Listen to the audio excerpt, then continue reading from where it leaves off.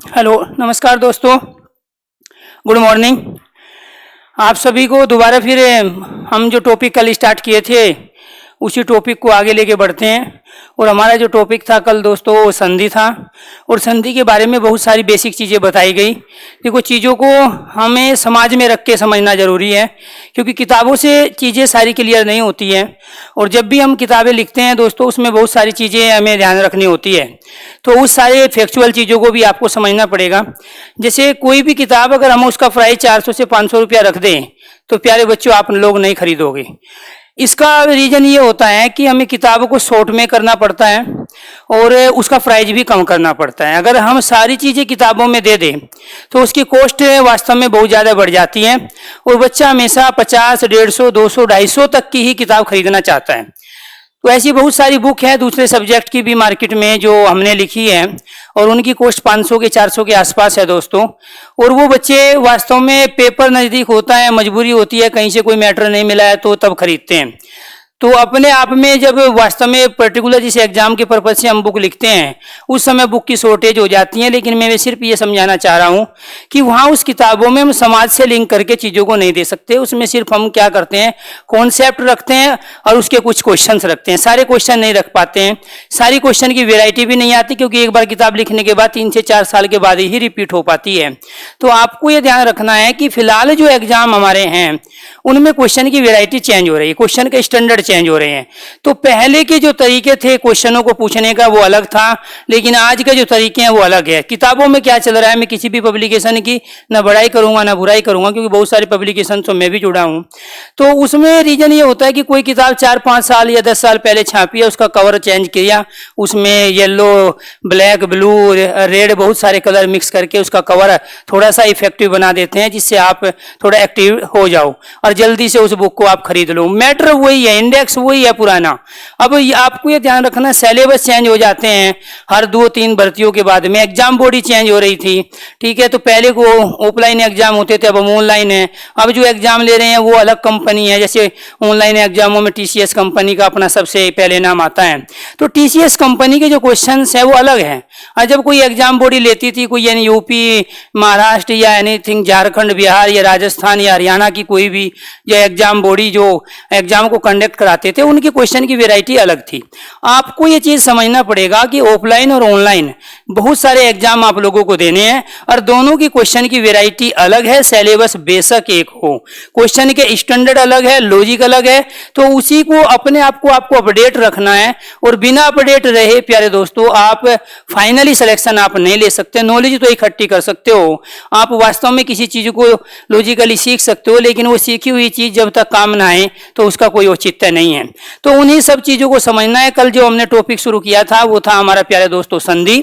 और संधि में आपको यह ध्यान रखना है कि समाज में वास्तव में जो वस्तु, पदार्थ, व्यक्ति या प्राणियों के नाम हमने रखे, या हमारे जो पूर्वज थे या हमारे से आने वाली पहली पीढ़ी, हमारे फादर और हमारे दादाजी और दादाजी के जो फादर और दादाजी थे, उन सबने प्रत्येक वस्तु, पदार्थ, व्यक्ति, प्राणी को कोई ना कोई नाम दिया है। अब वास्तव में जो नई नई जनरेशन आ रही है, हमारे बाद में जो नई जनरेशन आई, उसको सहूलियत हो, उसके लिए काम आसान हो, इसी वजह से कि 2 अलग अलग वस्तुओं के नाम, 2 अलग अलग प्राणियों के जो नाम रखे गए थे उनको आपस में वास्तव में जोड़ के, ठीक है, एक नए शब्द की उत्पत्ति करना एक संधि का काम है।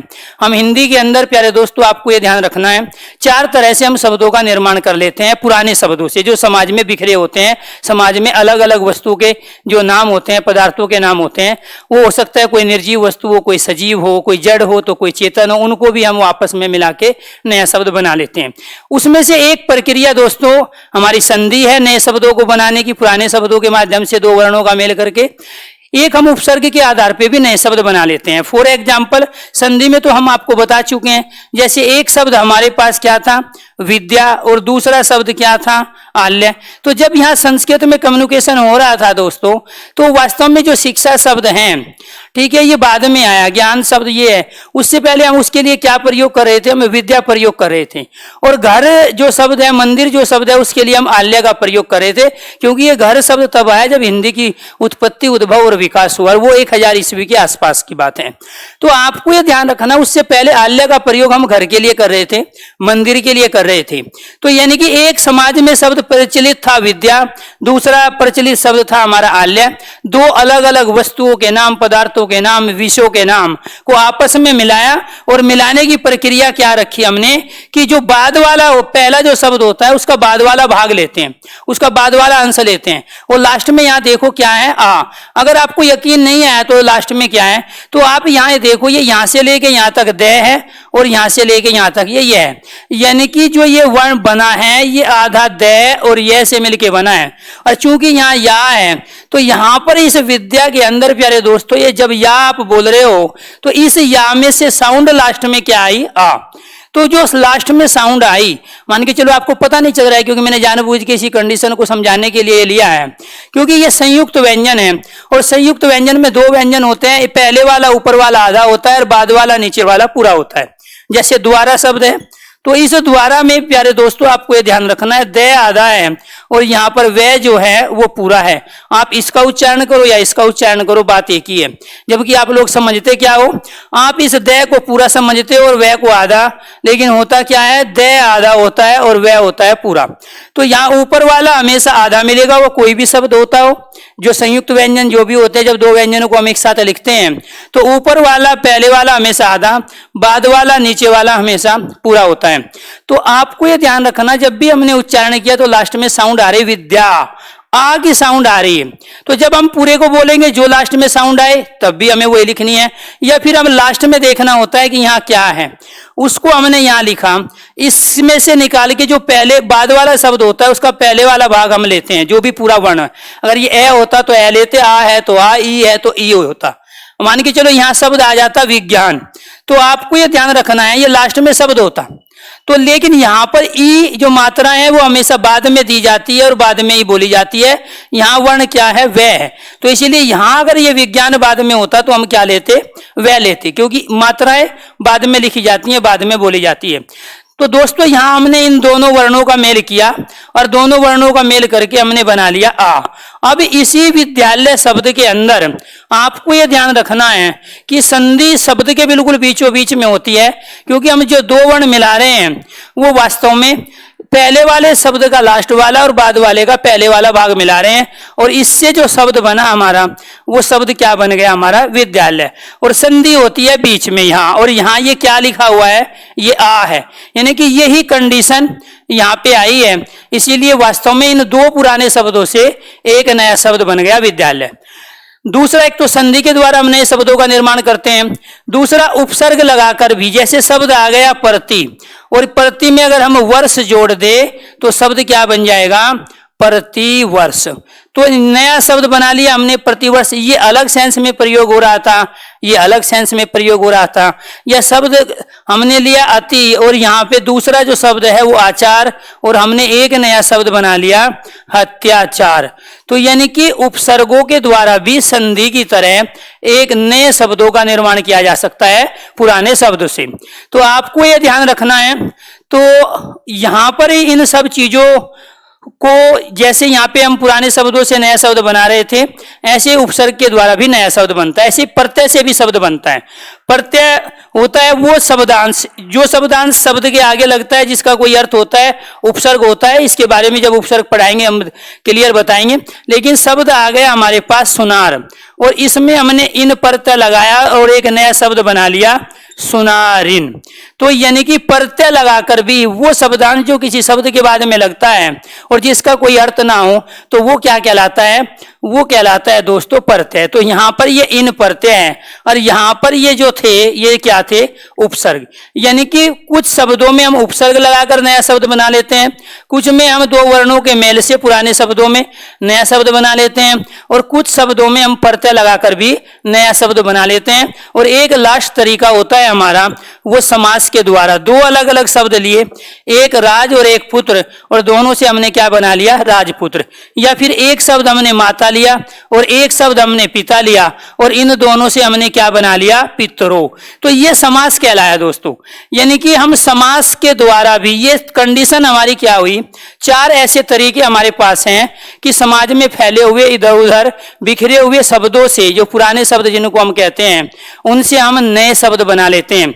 लेकिन चारों की कंडीशन ये है दोस्तों कि उसमें सार्थक शब्द होने चाहिए, अर्थात अर्थ वाला शब्द होना चाहिए।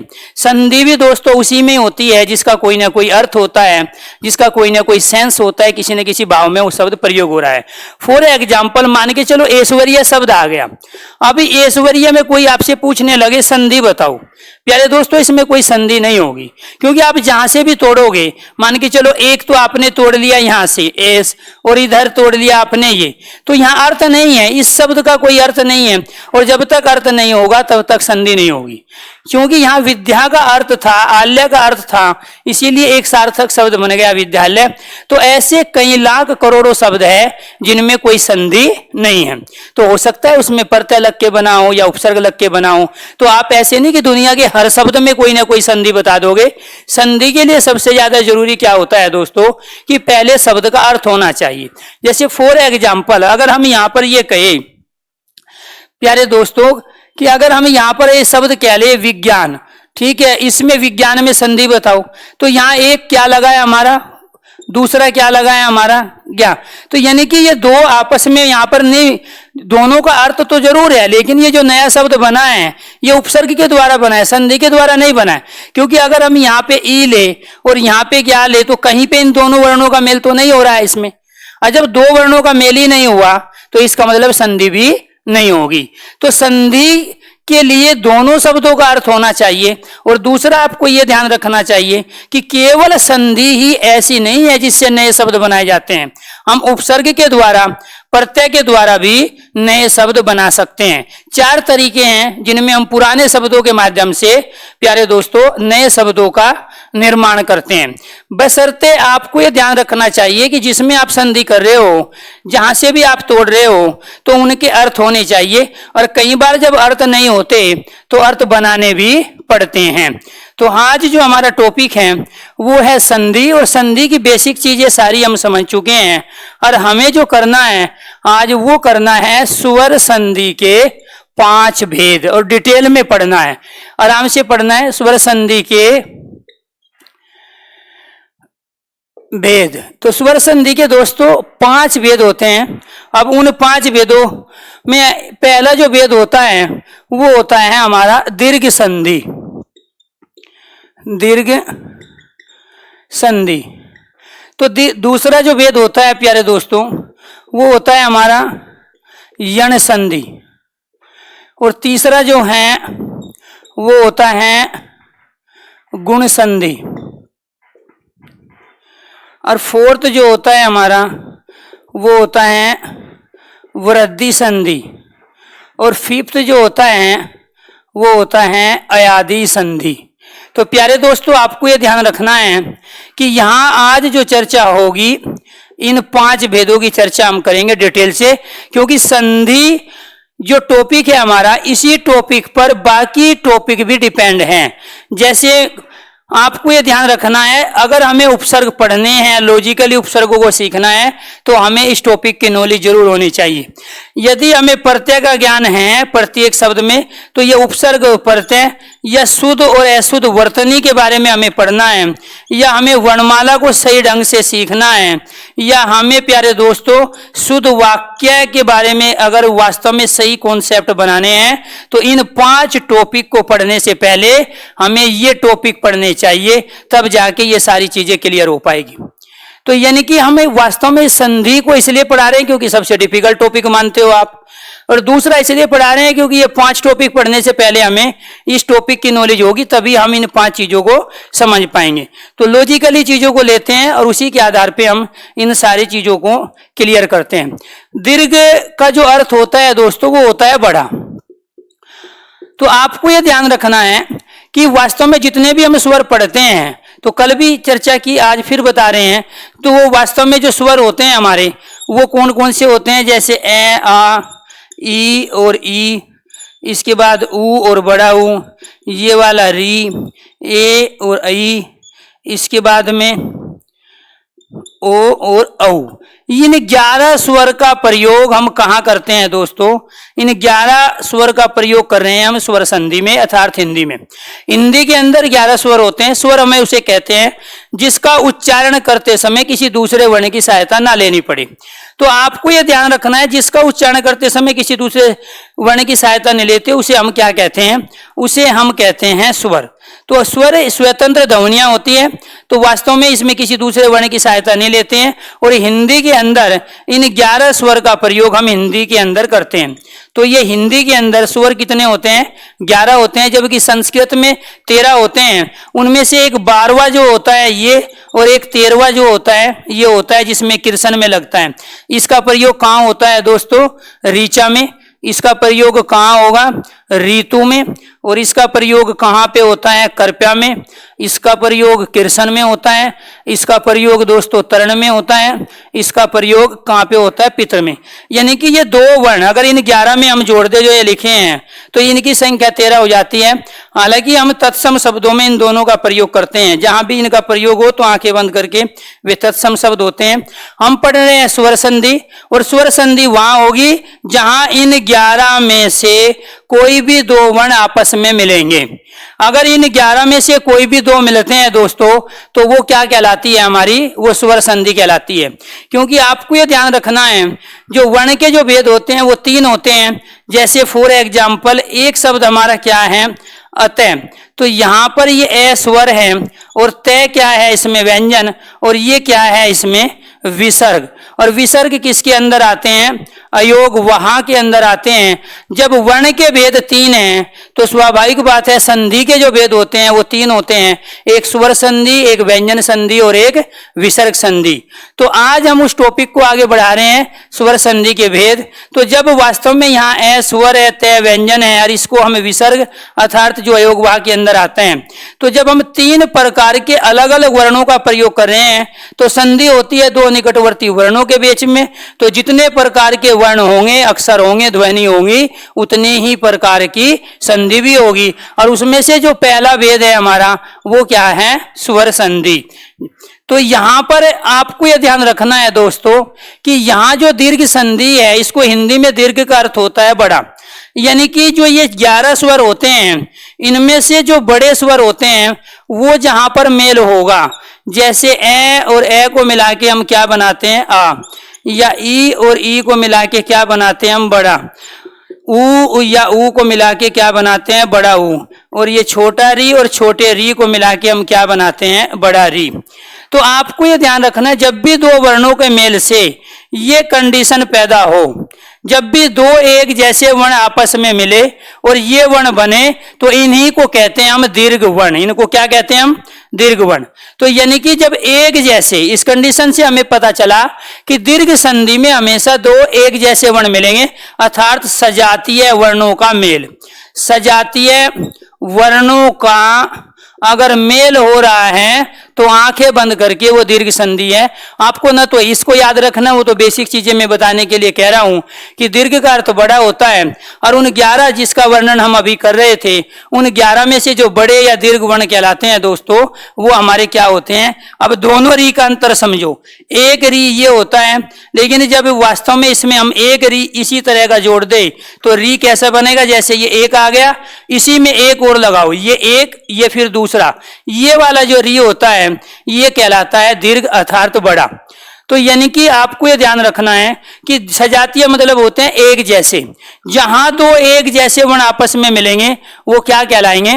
वो सारे एग्जाम्पल दीर्घ संधि के कहलाएंगे। जैसे बहुत सारे एग्जाम्पल हम ले लेते हैं। तो जैसे शब्द आ गया कार्यालय। आपसे पूछ लिया कि कार्यालय में संधि बताइए कौन सी है। एक ऑप्शन देगा आपको दीर्घ संधि, यण संधि, गुण संधि और वृद्धि संधि। पहले आप इसको ऐसी जगह से अलग करो दोस्तों कार्यालय को कि जहां इसका मीनिंग हो। यानी कि कोई जहां से भी आप इसको तोड़ोगे, अलग करोगे तो उसका अर्थ होना चाहिए। और ध्यान ये रखना है कि शब्दों का अर्थ तभी होता है जो शब्द आपने पढ़े हैं, लिखे हैं, सुने हैं, बोले हैं, कहीं देखे हैं, तो समझ लो वे सारे सार्थक शब्द होते हैं।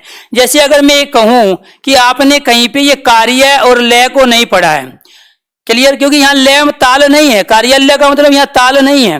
तो अगर वो एक इसका संधि विच्छेद ये दे देता है, संधि विच्छेद कहते हैं शब्द के वे दो पुराने टुकड़े जिनसे वो नया शब्द बना है, अर्थात वे दो सार्थक शब्द पुराने जिनसे उस नए शब्द की उत्पत्ति हुई है, उसको हम संधि विच्छेद कहते हैं। या दूसरा शब्द हमें यहाँ पे ले लिया, एक कार्य आ गया और इधर आ गया लय, तो प्यारे दोस्तों यहाँ इसका मीनिंग नहीं है, यहाँ इसका मीनिंग नहीं है, यहाँ इसका भी मीनिंग नहीं था, तो ये तो संधि विच्छेद बिल्कुल नहीं होगा। यहाँ इसका तो मीनिंग था, ये सार्थक शब्द है, ये आप रोज यूज करते हो, लेकिन ये इस सेंस में, कार्यालय की सेंस में ताल यूज नहीं करते, तो इसलिए ये भी संधि विच्छेद नहीं होगा। और यहाँ पे मान के चलो एक दे दिया ये और दूसरा दे दिया ये, तो यहाँ ना इसका अर्थ है ना इसका अर्थ है, और फोर्थ दे दिया आपको ऑप्शन, एक दे दिया कार्य और दूसरा दे दिया आल्य, तो इसका मतलब यहाँ पे इसका भी अर्थ होता है, इसका भी, दोनों के दोनों सार्थक शब्द हैं अर्थात अर्थ वाले शब्द हैं। ये इन चारों ऑप्शन में यहाँ पर ये दो ही शब्द हैं जो आपने पढ़े हैं, लिखे हैं, सुने और देखे हैं, और इन दोनों का वही अर्थ है जो ऊपर वाले शब्द का, इनसे बनने वाले शब्द का अर्थ है। तो यहाँ पर क्या आएगा दोस्तों, ये रे काउंट कहाँ होता है, हमेशा आगे जिस वर्ण के ऊपर लगा होता है इसको तैरने वाला रे बोलते हैं, और तैरने वाला रे जिस वर्ण के ऊपर लगा होता है उससे पहले काउंट किया जाता है, यानी कि उसकी काउंटिंग जो बोला जाता है उससे पहले। तो यहाँ ये में से क्या आएगा ए, और इधर क्या आएगा दोस्तों आ। अब ये दोनों क्या हो गए, एक जैसे। जब ये दोनों एक जैसे हो गए तो इसकी सजातीय कहलाए, और जब ये सजातीय है इसका मतलब कार्यालय में दीर्घ संधि है। दोस्तों हम पढ़ रहे हैं स्वर संधि। स्वर संधि वहां होती है जहां हिंदी में प्रयोग होने वाले 11 स्वर जो अभी हमने लिखे थे, उनमें से जब कोई भी दो वर्ण आपस में आएगा तो वो स्वर संधि का एग्जाम्पल होगा। लेकिन स्वर संधि के अपने आप में 5 भेद होते हैं। पहला भेद होता है दीर्घ। दीर्घ वहां होगा जहां दो एक जैसे वर्ण आपस में मिलेंगे। तो दो एक जैसे का मतलब एक छोटा एक बड़ा, एक छोटा भाई बड़ा भाई है एक ही परिवार के, तो सजातीय का मतलब होता है एक जैसे, उसमें दो छोटे भी हो सकते हैं, दोनों बड़े भी है। तो प्यारे दोस्तों आपको ये ध्यान रखना है, कंडीशन चाहे ये आ जाए, कंडीशन चाहे ये आ जाए, या कंडीशन दोनों बड़े आ जाए या दोनों छोटे आ जाए, ये सारे ही सजातीय कहलाते हैं, क्योंकि इसमें 1 सेकंड लगता है और इसमें 2 सेकंड, बस अंतर इतना है। दोनों का उच्चारण भी एक ही जगह से होता है और वो उच्चारण होता है कंठ से। वर्णमाला पढ़ाते समय वर्णों के उच्चारण स्थान की चर्चा करेंगे। तो यहाँ पर ए हम कह रहे हैं तो 1 सेकंड, आ 2 सेकंड, बस अंतर इतना है। दोनों हैं ये एक ही परिवार के, एक जैसे हैं। तो जहां दो एक जैसे वर्ण आपस में आपको दिखाई दे, जैसे यहाँ ए और आ आया, ये पहले वाली कंडीशन, चूंकि ये सजातीय है, और जब ये सजातीय है, सजातीय का मतलब हुआ जब ये सजातीय वर्णों का मेल हो रहा है, तो सजातीय वर्णों का जहां मेल होता है उस संधि को कहते हैं हम दीर्घ संधि। तो जरूरी नहीं है वो सिर्फ आई बने, वो ई भी बन सकता है, ऊ भी बन सकता है, बड़े वाला री भी बन सकता है। या आपको यह ध्यान रखना है कि कार्यालय में कौन सी संधि हुई, दीर्घ संधि। तो यहां आप ये भी कह सकते हो कि इस कार्यालय में ए और आ को मिलाने पर क्या बना था, आ, और जहां आ बनता है वहां कौन सी संधि होती है, दीर्घ संधि। 2 चीजें बताई, एक आपको याद रखनी है, एक भूल जानी है। ये तो सिर्फ इतनी सी चीज याद रखो कि जहां दो एक जैसे वर्ण आपस में मिलेंगे वे सारे एग्जाम्पल दुनिया के दीर्घ संधि के होंगे। या फिर आप ये कहो जहां दो वर्णों के मेल से आ बने या बड़ी ई बने या बड़ा ऊ या री बने, वे भी सारे एग्जाम्पल दीर्घ संधि के होते हैं। बात एक ही है, ये तब बनेंगे जब पहले आप दो एक जैसे वर्णों को मिलाओगे। तो यहां दूसरे बहुत सारे एग्जाम्पल, जैसे शब्द आ गया हिमालय, तो हिम और आल्य हमने 2 ऐसी जगह से अलग किया। यहाँ पे क्या आया ए, यहाँ पे क्या आ गया आ, दोनों को मिलके क्या बना, आ बना। तो जहां आ बनता है वहां कौन सी संधि होती है, दीर्घ संधि। और जहां दो एक जैसे वर्ण आपस में मिलते हैं सजातीय है, तो वहां कौन सी संधि होती है, दीर्घ संधि। और जो शब्द बनेगा, जब आपने मैं में से ए निकाल लिया तो इसमें क्या बच गया, यहाँ पे आधा में। जब आपने यहाँ से ये ए निकाल लिया तो इधर क्या बच गया, ले। और चूंकि दोनों को मिलाने के बाद आपने क्या लिखा यहाँ यहाँ पे आ, तो मैं यहाँ पे आ लिख देता हूँ ऐसे, और हमारा एक नया शब्द बन गया हिमालय। अगर दोस्तों ये संधि नहीं होती तो हिमालय को हमें कैसे बनाना पड़ता, हमें हिमालय को ऐसे लिखते और ऐसे ही बनाते, तो ये समास कहलाता, संधि नहीं। क्योंकि संधि क्या कहलाती है, दो वर्णों का मेल। और चूंकि शब्द की संरचना वो सही नहीं है, वास्तव में इस मैं और आ का पूरा काम अकेला कौन कर रहा है, यहाँ पे माँ कर रहा है। आप इसका उच्चारण करके देखो, मैं और आ को आप क्या बोलोगे, माँ। तो इस संधि का काम यही है, शब्द की संरचना को छोटा करना। जो भी हमारा शब्द है वास्तव में उसको छोटे रूप में लेके आना, यह संधि का एक कार्य होता है। तो इसीलिए यहाँ इसमें हिमालय में भी कौन सी संधि हुई, दीर्घ संधि, क्योंकि यहाँ दो सजातीय वर्ण मिलकर क्या बना रहे हैं, आ बना रहे हैं।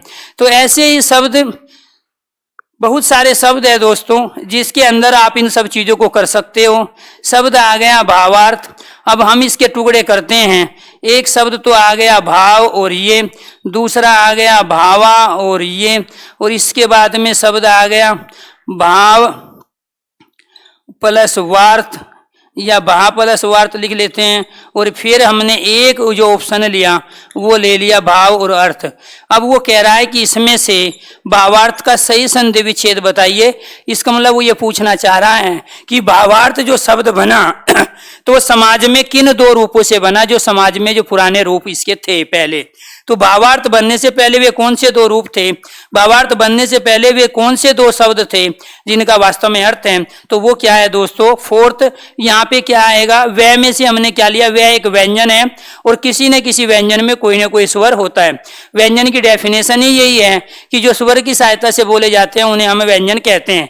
जैसे क एक व्यंजन है, लेकिन इस क में एक आधा क और एक है, दोनों मिले हैं, इसीलिए इसको हम व्यंजन कहते हैं, क्योंकि व्यंजन का प्रयोग स्वर की सहायता से होता है। तो इसमें ये आधा व्यंजन कहलाता है, ये क्या कहलाएगा, आधा व्यंजन, और ये क्या कहलाएगा, स्वर।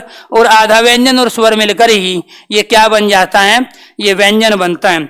तो वह एक व्यंजन है क्योंकि इसमें ए की साउंड आ रही है, और जो लास्ट में साउंड बचती है, जो लास्ट में साउंड आती है, उसी को हम यहाँ पे लिखते हैं। और यहाँ पर क्या आया, ये यहाँ पर ए, तो यहाँ पर ये दोनों हो गए एक जैसे सजातीय।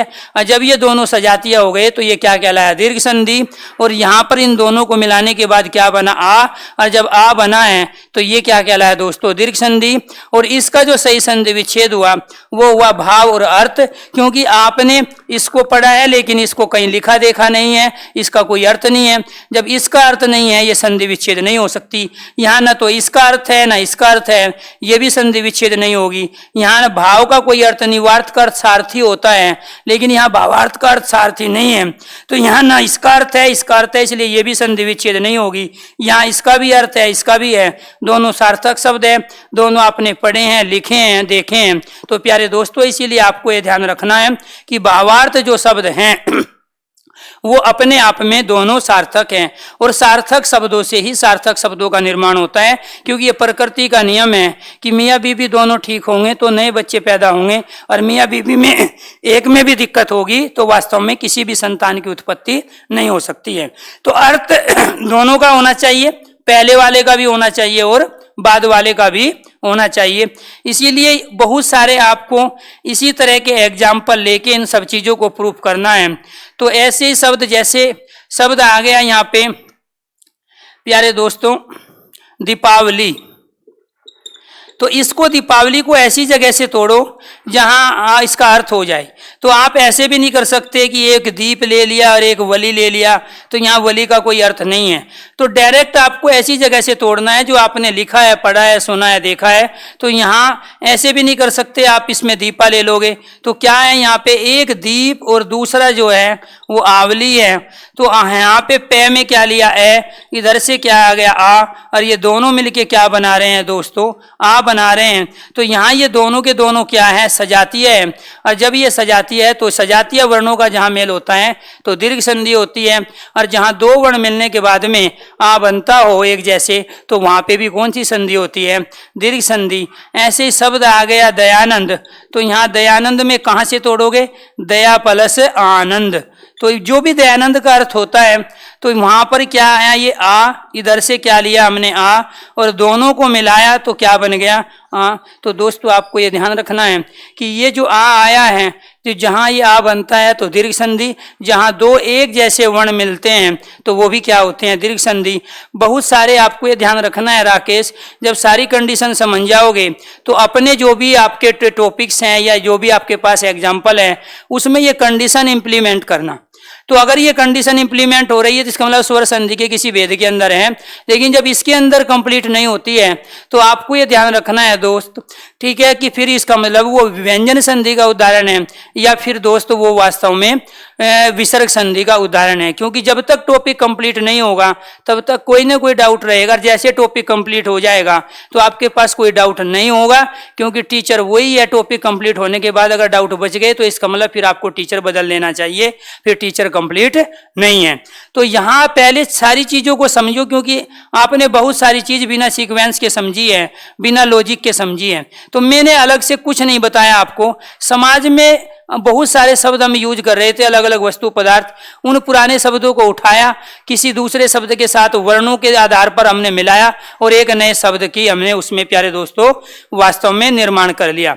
इसके बाद में यहाँ पे शब्द आ गया, जैसे शब्द आ गया नदीस, ठीक है। तो यहाँ पे हम क्या करेंगे, ऐसी जगह से अलग करना है, जैसे नदी प्लस ईस।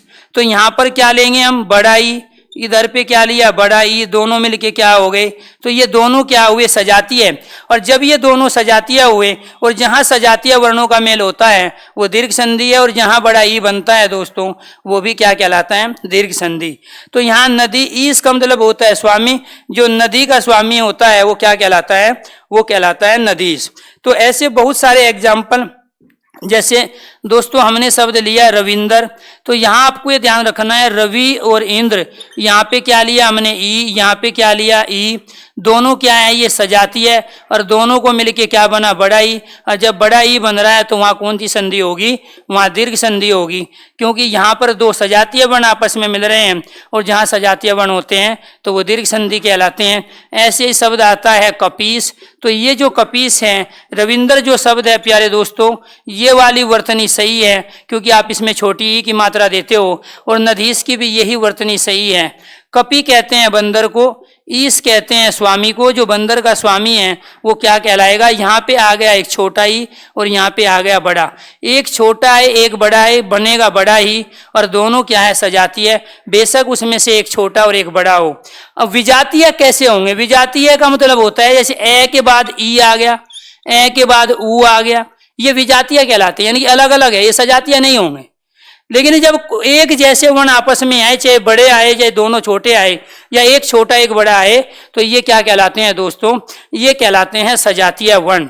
और आपको यही देखना है कि अगर वास्तव में दो शब्दों के दो वर्ण जो हम निकालते हैं अगर वो एक जैसे हैं तो इसका मतलब उस पर्टिकुलर एग्जाम्पल में, जैसे नदीस है, रविंदर है, कपीस है, इनमें कौन सी संधि होगी, उसमें होगी दीर्घ संधि।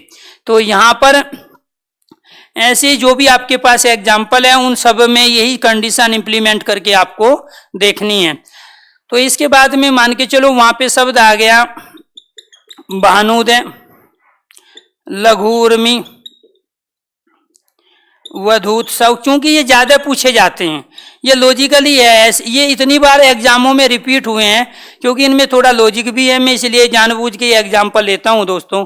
तो यहाँ आपको ऐसे बहुत सारे शब्द बनेंगे, ठीक है। फॉर एग्जाम्पल जैसे शब्द बन गया, ठीक है, आपसे पूछ लेगा कि बताइए इसमें से कौन सा सही है, ये वाला अनुदित सही है या ये वाला अनुदित सही है, तो आपसे यही कंफ्यूज हो जाओगे, वर्तनी में ये वाला सही होगा कि ये वाला, ये संधि डिसीजन लेगी, ये वाला भानुदय में छोटा हुआ आएगा, लघुर्मी में या वधूत्सव में।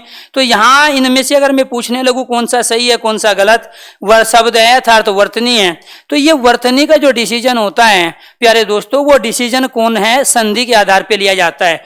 जैसे फॉर एग्जाम्पल में यहाँ कुछ शब्द लिख देता हूँ, एक शब्द है गुरु उपदेश, दूसरा गुरु उपदेश, तीसरा सदुपयोग, फोर्थ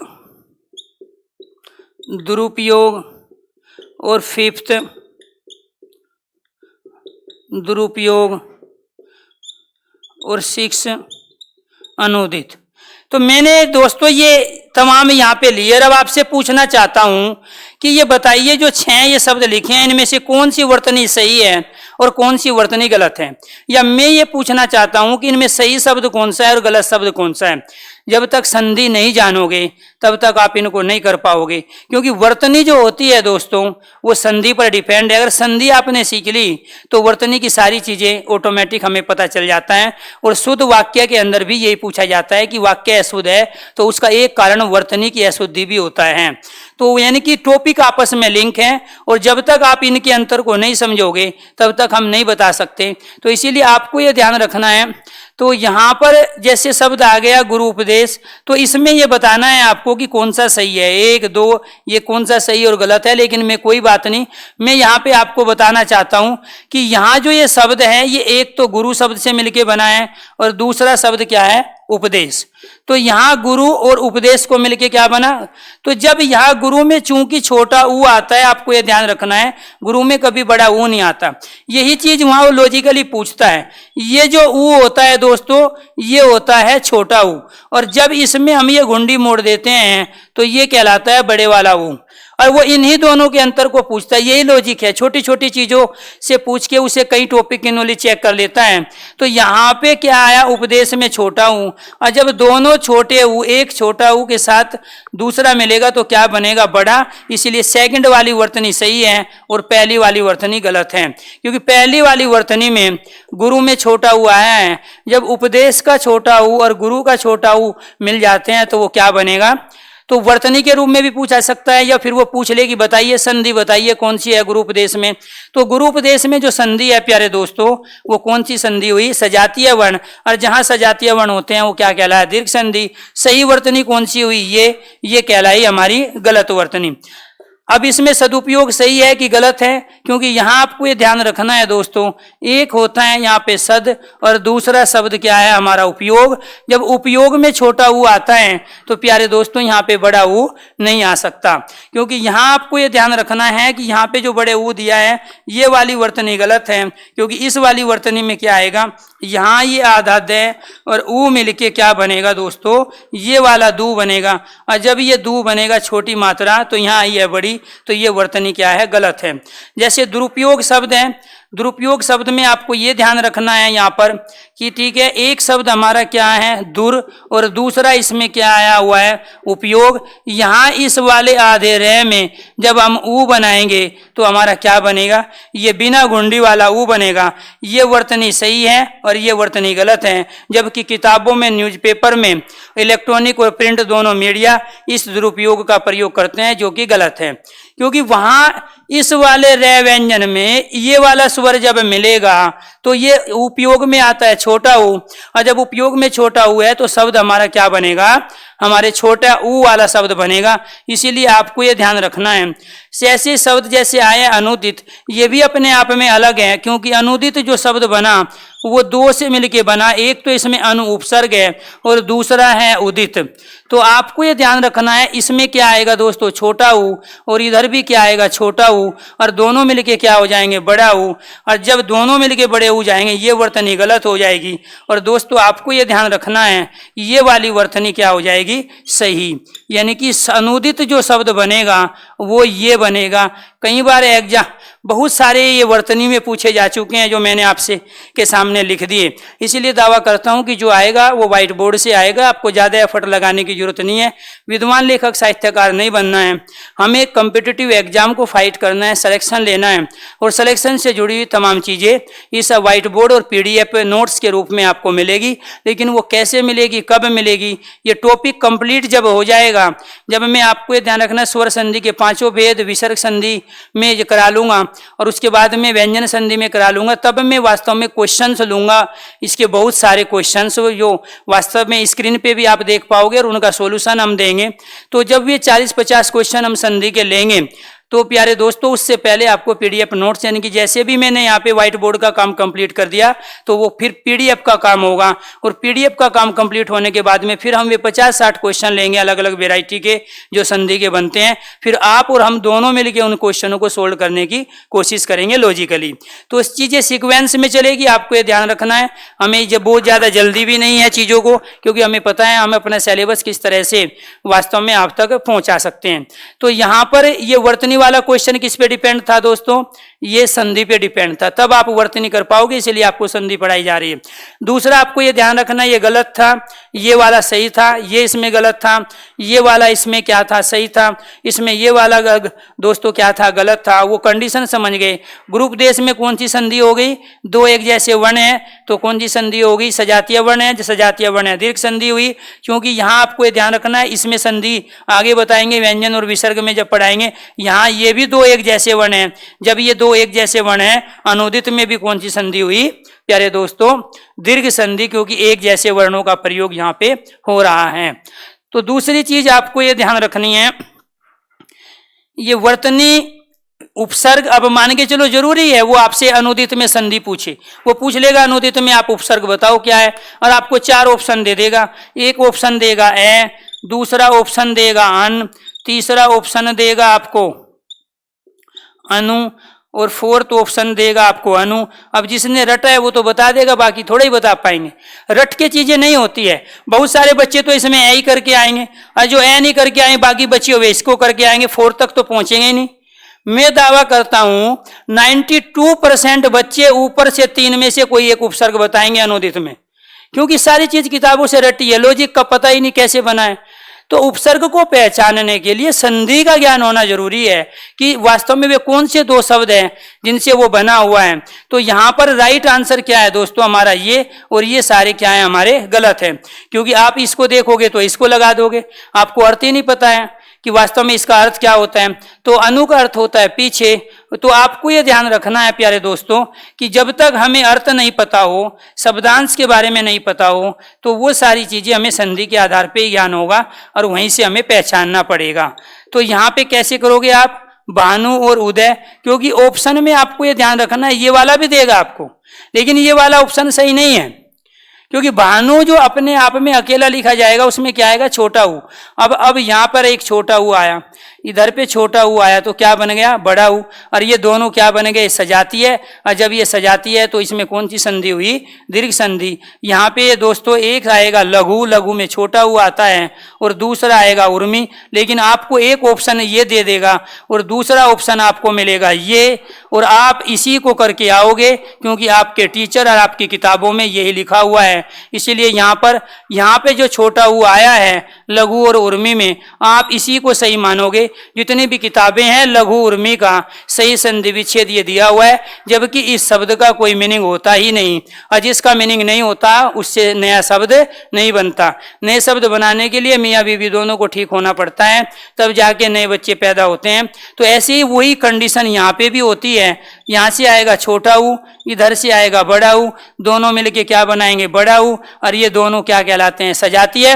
और जहाँ दो एक जैसे सजातीय वर्ण मिलते हैं वो क्या कहलाते हैं? दीर्घ संधि। उर्मी का वो मतलब प्यारे दोस्तों 2 होता है। उर्मी को हम होद भी कहते हैं, पोखर भी कहते हैं, तालाब भी कहते हैं, और उर्मी को हम बहु भी कहते हैं। तो इसीलिए आपको ये ध्यान रखना है कि अगर जो छोटी होदी, छोटा तालाब, छोटा वो है, तो उसमें भी हम लघु उर्मी का प्रयोग करते हैं। और पुराने समय में जब संस्कृत में कम्युनिकेशन होता था तो लघु उर्मी छोटी बहु को भी कहा जाता था। तो इसीलिए यहाँ पर इसमें कौन सी संधि हो गई? एक शब्द आया हमारा यहाँ पे वधु, और दूसरा शब्द क्या है हमारा? उत्सव। यहाँ पे आएगा छोटा ऊ, उत्सव में से छोटा ऊ बनेगा बड़ा, और जहाँ पे ये बड़ा ऊ बनता है दोस्तों वो संधि कौन सी कहलाती है? दीर्घ संधि। ठीक है, जहाँ 2 एक जैसे वर्ण मिलते हैं वो संधि कहलाती है सजातीय वर्णों का मेल, और सजातीय वर्णों का मेल होता है दीर्घ संधि में। जैसे इसके बाद दोस्तों यहाँ पे हमारा जो शब्द है वो शब्द आया हमारा अनुदित। तो अनुदित में आपको ये ध्यान रखना है, एक है अनु और दूसरा क्या है हमारा? उदित। तो यहाँ पर क्या आएगा दोस्तों? ऊ। इधर से क्या आएगा? ऊ, और दोनों मिलके क्या बनेगा? बड़ा। इसलिए अनुदित में यहाँ क्या आएगा? बड़े ऊ की मात्रा आएगी। ये वाला वर्तनी जो है सही है, और जो छोटा जो मात्रा होती है वो वाली गलत है। इसलिए वर्तनी वाला टॉपिक संधि पर डिपेंड है। मैं एक पंथ 5 काज कर रहा हूँ, क्योंकि मैं आज आपको उपसर्ग निकालना भी सिखा रहा हूँ, शुद्ध और अशुद्ध वाक्य भी बताना सिखा रहा हूँ, शुद्ध और अशुद्ध शब्द अर्थात वर्तनी के बारे में भी बता रहा हूँ। और जिस दिन आप इस तरीके से हिंदी पढ़ लोगे तो लाइफ में एक बार ही हिंदी आपको पढ़नी है, उसके बाद उसका रिवीजन करने की आवश्यकता आपको नहीं है। एक ऑप्शन आपको ये देगा जब वो संधि विच्छेद पूछेगा, दूसरा ऑप्शन दे देगा आपको ये वधु और उत्सव। मैं दावा करता हूं 90% बच्चे इसको करके आएंगे, क्योंकि उन बच्चों की गलती नहीं है। बहुत सारी किताबों में यही संधि विच्छेद दिया हुआ है, जबकि वधु में जो आता है दोस्तों छोटा ऊ आता है, और जब वो किसी दूसरे शब्द के साथ मिलेगा तो फिर यहाँ पे क्या बनेगा, बड़े वाला ऊ मिलेगा। तो 90% किताबों में, बाकी चीजों में ये चीजें हैं। लेकिन ध्यान ये रखना है, किताबें सब कुछ नहीं, किताबें ब्रह्मा नहीं लिखता है। ऊपर से ऐसा नहीं है कि भगवान आए थे या ब्रह्मा जी आए थे और वो किताब लिख के आपके लिए चले गए। किताब वे लोग ज्यादा लिखते हैं जो खुद सक्सेस नहीं होते। नॉलेज हो जाती है लेकिन सक्सेस नहीं होते हैं, फिर कुछ पैसा कमाने के लिए वहाँ किताबों में उतरना पड़ता है। दूसरी चीज, किताबें इसलिए भी लिखी जाती है क्योंकि एक बहुत बड़ी मार्केट है, बहुत बड़ा एक वो में वास्तव में एक प्रोफेशन हो चुका है किताबों को लिखना। अब वो सही है या गलत है वो चीजें अलग हैं, लेकिन पहले पेज पे ये जरूर लिखा मिलेगा, किसी भी त्रुटि के लिए प्रकाशक, विक्रेता, लेखक जिम्मेदार नहीं है। अब उससे आप अंदाजा लगा सकते हो कि वो किताबें ने ब्रह्मा ने लिखी है या किसी इंसान ने लिखी है। और इंसान ने अगर लिखी है तो गलतियां होनी स्वाभाविक है, और हर किताबों में 150 गलती कॉमन बात है। क्योंकि जितने भी पेपर हाल फिलहाल आपके हुए हैं या होने वाले हैं, उन पेपर में भी 5 से 6 क्वेश्चन में एरर होगा, उसकी वास्तव में आंसर की चेंज होगी। ऐसा दुनिया में कोई पेपर नहीं है जिसके क्वेश्चन पे विवाद ना हो, जिसके क्वेश्चन के आंसर चेंज ना हो। इसलिए बेटे आपको 5 से 6 क्वेश्चन में हमेशा डाउट यानी एरर होता ही है, वो चीजें आपको मान के चलना है कि उस तरह से चीजें वहां पे होती है। जो भी किताबों में लिखा है, हालांकि अगर गवर्नमेंट बुक है एनसीईआरटी की तो वो सरासर सही मानी जाएगी प्रूफ में, लेकिन किसी भी पब्लिकेशन की बुक को लेके आप दावा करते हो, देखो जी जो किताब में लिखा है हम आंसर दे के आए इसलिए आप इसका आंसर मानो, तो वहां नहीं माना जाएगा। वहां वास्तव में जो भी एग्जामिनर हैं जिसने पेपर को सेट किया है, क्वेश्चन के जो पेटेंट्स है, क्वेश्चन को बनाया, क्वेश्चन का स्टैंडर्ड तय किया है, क्वेश्चन की वेराइटी तय की है, तो उसने जो आंसर दिया है उसका जो 4 ऑप्शन में से आंसर की में वही आंसर मानेंगे। आप पब्लिकेशन की कितनी भी बुक में से कुछ भी पढ़ते रहो, वहां से उससे कोई लेना देना नहीं है। तो हमने इसके भी बहुत सारे एग्जाम्पल लिए, इसके भी लिए, इसके भी लिए। अब इसका एग्जाम्पल ले लेते हैं। तो और आपको मैं उम्मीद करता हूं कि ये दीर्घ संधि अर्थात सजातीय वर्णों का मेल होता है, ये आपको अच्छे से कंप्लीट हो गई। आपको ये ध्यान रखना है 1.25 से 1.5 घंटे की क्लास में दोस्तों जितने एग्जाम्पल में दे पाता हूँ इतने की पॉसिबिलिटी नहीं है, या तो फिर स्पीड बढ़ाई जाए, और जब स्पीड बढ़ा देते हैं तो फिर कहीं ना कहीं दिक्कत होती है। तो आपको ये ध्यान रखना है हमारा जो शब्द होता है वो है पितृ ऋण, और इस पितृ ऋण में या मातृ ऋण भी हम कह सकते हैं। तो यहाँ पर ये पितृ और ऋण इन दो से मिलके बना है। शब्द को ऐसी जगह से तोड़ना है जहाँ उसका मीनिंग हो। ये वाला जो री होता है या ये वाला एक ही बात है, वो इसके रूप में हम प्रयोग करते हैं, मैंने आपको करके भी दिखाया। तो यहाँ पे क्या है, ये री छोटे वाला, ये भी छोटे वाला री, दोनों के जोड़ेंगे तो क्या बनेगा, बड़े वाला री। बड़े वाले की पहचान क्या है, एक बार यहाँ देंगे एक बार फिर ये देंगे, तो ये क्या बन गया, बड़ा री। ये है दोनों सजाती है, और जहाँ दो सजातीय वर्ण आपस में मिलते हैं वो दीर्घ संधि कहलाती है। या जहाँ दो एक जैसे वर्ण आपस में मिलते हैं अर्थात दो एक जैसे वर्ण मिलके बड़े वर्ण अर्थात इस री को बना रहे हो तो वो क्या कहलाती है, दीर्घ संधि। दीर्घ संधि में आपको ज्यादा कुछ नहीं याद रखना दोस्तों, सिर्फ इतना सा याद रखना है, जहाँ दो वर्णों को मिलाने के बाद आ बने, बड़ा ई बने, बड़ा ऊ बने और बड़ा री बने। ये बनेंगे तब जब ये अपने जैसे दूसरे वर्ण के साथ मिले होंगे, अर्थात जहाँ सजातीय वर्ण हो वो क्या कहलाएगा, दीर्घ संधि। इसीलिए दीर्घ संधि में सारी चीजें भूल जाओ, बस आपको ये ध्यान रखना है दीर्घ का अर्थ क्या होता है। दीर्घ का अर्थ होता है सजातीय। तो दीर्घ का अर्थ क्या होता है, सजातीय। और संधि कहाँ होती है, वर्णों के मेल में। तो जहां सजातीय वर्णों का मेल हो, मैं अपने पास से कुछ नहीं कह रहा हूं, यहाँ दीर्घ का अर्थ सजातीय अर्थात एक जैसे वर्ण, संधि का अर्थ होता है वर्णों का मेल। तो जहां सजातीय वर्णों का मेल हो वो क्या कहलाएगी? दीर्घ संधि। तो दीर्घ संधि हमारी कंप्लीट हो गई। बाकी आप खुद प्रैक्टिस करोगे, जब टॉपिक कंप्लीट हो जाएगा 50 से 60 क्वेश्चन आपकी स्क्रीन पे होंगे, तब आपको आंसर देने हैं। वे सारे क्वेश्चन अलग होंगे, जो मैंने बोर्ड पे ले लिए वे नहीं होंगे, इस बात को आपको ध्यान रखना है, क्योंकि इसमें तो आप फटाफट बताओगे, लेकिन वहाँ जो भी क्वेश्चन होंगे वो नई क्वेश्चन की वेराइटी और लॉजिकली होंगे, बहुत सारे शब्द। तो दोस्तों दूसरा हमारा क्या है? यण संधि। तो यण जो शब्द है उसका अर्थ होता है अंतस्थ वर्ण। और आपको ये प्रीवियस नॉलेज है, आपको पता है अंतस्थ वर्ण जो होते हैं वो क्या होते हैं दोस्तों? हमारे य, रे, ले और वे, ये चार हमारे क्या कहलाते हैं? ये हमारे अंतस्थ वर्ण कहलाते हैं। यानी कि जब भी किन्हीं दो वर्णों को मेल होने पर य, रे, ले, वे की कंडीशन पैदा हो तो वो क्या कहलाते हैं? अंतस्थ। एक कंडीशन तो हमारी ये है कि आप ये देखो कि शब्द के बीच में य, रे, ले, वे है या नहीं है। यदि शब्द के बीच में, दूसरी कंडीशन आपको ये याद रखनी है, यदि शब्द के बीचों बीच, यदि शब्द के बीचों बीच ये, रे, ले और वे हो, वे में से कोई एक वर्ण हो तथा इनसे पहले कोई आधा व्यंजन हो, इनसे पहले कोई आधा व्यंजन हो, तो दोस्तों वे सारे एग्जाम्पल यण संधि के होते हैं। तो दो चीजें आपको याद रखनी है। तो आप ये कहो यण, ये से शुरू होने वाले वर्ण क्या होते हैं? यण। यहाँ पे ये नाम क्यों रखा गया यण? क्योंकि ये प्रत्याहार है। प्रत्याहार का मतलब ये होता है, जैसे वीरेंद्र सहवाग को हम वीरू कहते हैं, हरभजन को हम भज्जी कहते हैं, युवराज को युवी कहते हैं। तो यानी कि जो पूरे नाम की जो शॉर्ट फॉर्म होते हैं उसे हम प्रत्याहार कहते हैं। यानी कि हम यण अगर कह रहे हैं तो हमें ये, रे, ले, वे की बोलने की जरूरत नहीं है। ये तो आप ये, रे, ले, वे चारों बोलो, या फिर ये कहो अंतस्थ, क्योंकि जब आप ये, रे, ले, वे नहीं कहना चाह रहे, अंतस्थ कह रहे, तब भी लोग यही समझ रहे हैं, और जब आप यण कह रहे हो तब भी लोग इसको और इसको ही समझ रहे हैं। तो यण इन दोनों की शॉर्ट फॉर्म है। जैसे वीरेंद्र सहवाग को अगर हम वीरू कह रहे तो वीरेंद्र सहवाग ही समझेंगे, हरभजन को भज्जी कह रहे हैं तो हरभजन ही समझा जाता है। तो ऐसे इन दोनों की जो शॉर्ट फॉर्म है वो क्या कहलाती है? यण। तो यण का मतलब क्या हुआ? ये से शुरू होने वाले वर्ण।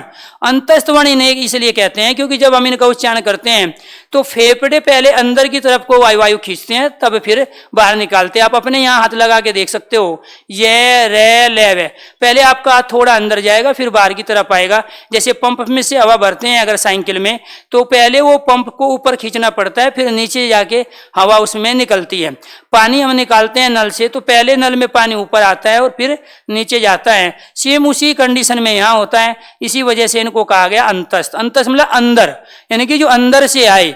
तो आपको ये ध्यान रखना है दोस्तों, अभी तो कुछ नहीं है, ठीक है नवनीत, मोहित, ठीक है अभय, आशीष, बेटे अभी तो कुछ नहीं है, अभी इतना खुश मत हो, बहुत सारी चीजें आनी बाकी है।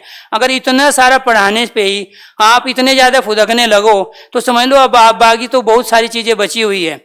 आपको ये ध्यान रखना है। राम कह रहे सर लगातार मोबाइल, राम कुछ ज्यादा सीरियस हो गए बेटे। अच्छा पढ़ाने का मतलब ये नहीं है कि टीचर अच्छा पढ़ा रहे आप अपना स्वास्थ्य भी खराब कर लो। तो बार बार वो मैंने आपका मैसेज पढ़ लिया है, लेकिन राम आप ये ध्यान रखना, अगर किसी टीचर को आप इतना पसंद करते हो, उसकी हर चीज आपको समझ में आती है, तो इसका मतलब ये नहीं है कि आप रात दिन उसी की वीडियो सुनते रहो, या इसका मतलब ये नहीं है कि आप फोन में 18 घंटे या 12 घंटे 10 घंटे लगा दो। तो मैक्सिमम फोन पूरे दिन आपको जो देखना है वो 4 से 5 घंटे देखना है, और वो भी दिन में कोशिश करो देखने की। इसलिए तो 8 से 9:30 का बैच लेके आए। शाम को इसीलिए कि नहीं है क्योंकि शाम को देखोगे स्वाभाविक बात है ब्रेन पे कोई ना कोई इफेक्ट पड़ेगा, आपके आंखों पे इफेक्ट पड़ेगा। एक तो आ गया सर आंखों और सर में दिक्कत हो रही है, ये 2 दिन फोन के पास मत जाओ। ये वीडियो में 1.5 महीने तक तो ये सिलेबस कराऊंगा, और उसके 1 महीने बाद ये सारी वीडियो आपकी पड़ी रहेगी। यानी कि जब बैच कंप्लीट हो जाएगा उसके 1 महीने बाद तक ये सारी वीडियो रहेगी। तो जरूरी है लाइव चीजों को लेना, वो चीजें 1 महीने बाद भी ऐसे ही रहेगी जो मैं ये पढ़ा रहा हूं। अभी मान के चलो मैं अभी पढ़ा रहा हूं, आप कल सुनोगे तो कल भी तो मैं ही रहूंगा, वही सारी फ्रीक्वेंसी, वही सारे शब्द रहेंगे। तो जरूरी नहीं, अगर टाइम नहीं है, स्वास्थ्य सही नहीं है, तो बेटे आप लाइव मत रहा करो, ठीक है। क्योंकि मुझे तो चाहिए नहीं कि बच्चे आएंगे जुड़ेंगे मैं तभी पढ़ाऊंगा। मेरे साथ बेटे कभी भी जब मैं बैच शुरू करता हूं तो आपको ये ध्यान रखना है कि उसमें लाखों बच्चों की संख्या होती है। हाँ ठीक है, 1000, 400, 500 पे कभी बैच बनाता ही नहीं, मैं ऑफलाइन ही नहीं बनाता, ऑनलाइन तो तब बनाऊंगा जब बहुत ज्यादा बच्चे हो जाते हैं, तभी हम बैच स्टार्ट करते हैं। अदरवाइज मेरे पास इतना टाइम नहीं है, ठीक है, कि 100, 200, 250, 400 बच्चों को पढ़ाने के लिए मैं यहाँ पे आऊँ, ठीक है। क्योंकि मेरी फीस ही इतनी महंगी है कि वो तभी तो पे होगी जब लाखों बच्चे मेरे से साथ जुड़ेंगे, पढ़ेंगे। तो इसीलिए वो वीडियो 1 महीने तक बाद में रहेगी, 1.5 महीने, ये मान के चलो आपका 3 तारीख से हमने बैच शुरू किया दोस्तों, तो 3 तारीख यानी कि पूरा दिसंबर और जनवरी तो आपका ये बैच कंप्लीट होगा, ठीक है। तो आपको ये ध्यान, 15 जनवरी या 20 जनवरी के आसपास तो बैच कंप्लीट, और उसके 1 महीना बाद यानी कि पूरा फरवरी, तो फरवरी तक चूंकि ये सारी चीजें आपके साथ रहनी है, तो दिसंबर, जनवरी, फरवरी 3 महीने में ये सारी चीजें आप रहेगी। बाद में सुन लेना, जरूरी नहीं है, स्वास्थ्य खराब मत करो कि आज नहीं देख पाए, बहुत सारी चीजें छूट गई, ऐसा नहीं होता दोस्तों। मजा आ रहा है तो इसका मतलब ये नहीं है कि आप अपने आप को तो थोड़ा सा कहीं ना कहीं परेशान करके चीजों को सीखने की कोशिश करोगे। तो एक कंडीशन या तो हम ये याद रखें या ये याद रखें, यदि शब्द के बीचों बीच य, रे, ले, वे में से कोई एक वर्ण हो तथा इनमें से पहले कोई आधा व्यंजन हो, य, रे, ले, वे में से शब्द के बीचों बीच कोई एक हो या इनसे पहले कोई आधा तथा इनसे पहले कोई आधा व्यंजन हो, वे सारे एग्जाम्पल क्या कहलाएंगे, यण संधि के कहलाएंगे। जैसे देखो यहाँ पे शब्द आ गया अत्याचार, बहुत सारे इनको करके देखेंगे, लेकिन अत्याचार आ गया शब्द, इत्यादि, प्रत्येक, प्रत्यक्ष, अध्यक्ष,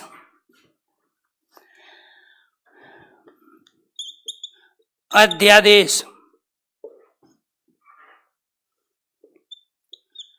प्रत्युत्तर, अन्वेषण, अन्वय, स्वागत,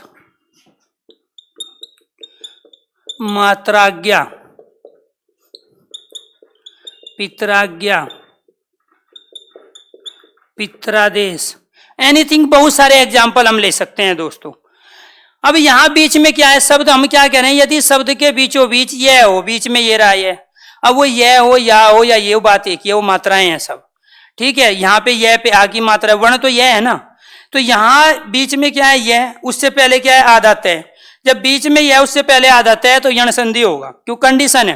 दुनिया के जितने भी शब्द है, अगर शब्द के बिल्कुल बीच, शब्द का बीचों बीच ये है और बीच में यह उससे पहले आधा, बीच में यह उससे पहले आधा, बीच में यह उससे पहले ये आधा, बीच में यह उससे पहले आधा, बीच में यह उससे पहले आधा है, यहाँ पे बीच में यह उससे पहले आधा, बीच में यहाँ पे यह उससे पहले ही आधा तय, बीच में वह फिर आधा, वह फिर इससे पहले आधा, वह उससे पहले आधा, यहाँ पे बीच में क्या है दोस्तों, ये रह, ऊपर वाला आधा होता है, अभी बताया था द्वारा के द्वारा आपको, ठीक है, विद्या में बताया था, ऊपर वाला क्या होगा आधा, तो ये तो हो गया आधा और ये हो गया पूरा, तो बीच में क्या है रह, क्योंकि वास्तव में शब्द का बीचों बीच तो ये है, तो बीच में रह हुआ, ऊपर आधा, बीच में ये वाला रह हुआ और ऊपर क्या हुआ आधा, बीच में ये वाला रह और ऊपर क्या हुआ आधा।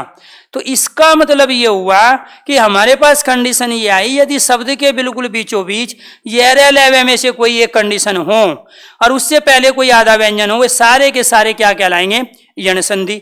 अगर वो शब्दों में, हाँ, भेदों का कोई क्रम नहीं होता है, आपको ये ध्यान रखना है नरेश, ठीक है। वो जरूरी नहीं आप पहला गुण भी पढ़ सकते हो, उसके बाद वृद्धि भी, पहला अयादि भी पढ़ सकते हो, ठीक है। हाँ, ये तय जरूर है कि अयादि संधि जो आई वो सबसे बाद में आई थी, ठीक है, लेकिन इनका कोई क्रम नहीं होता है।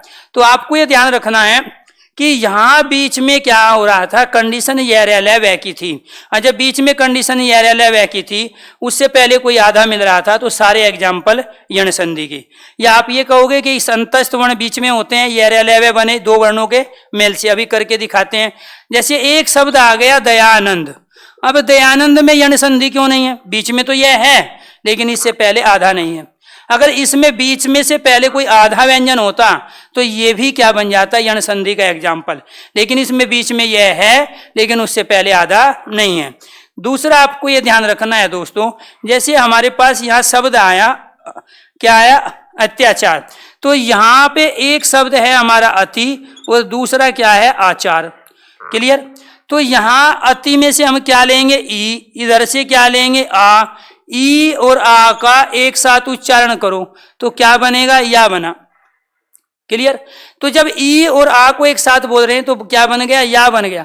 तो आपको यह ध्यान रखना है दोस्तों कि जब यहाँ पर जब हम अत्याचार कर रहे हैं, ई इसमें से निकाल लिया तो इधर क्या बच गया, अत। जब इसमें से आ निकाल लिया तो इधर क्या बच गया, चार।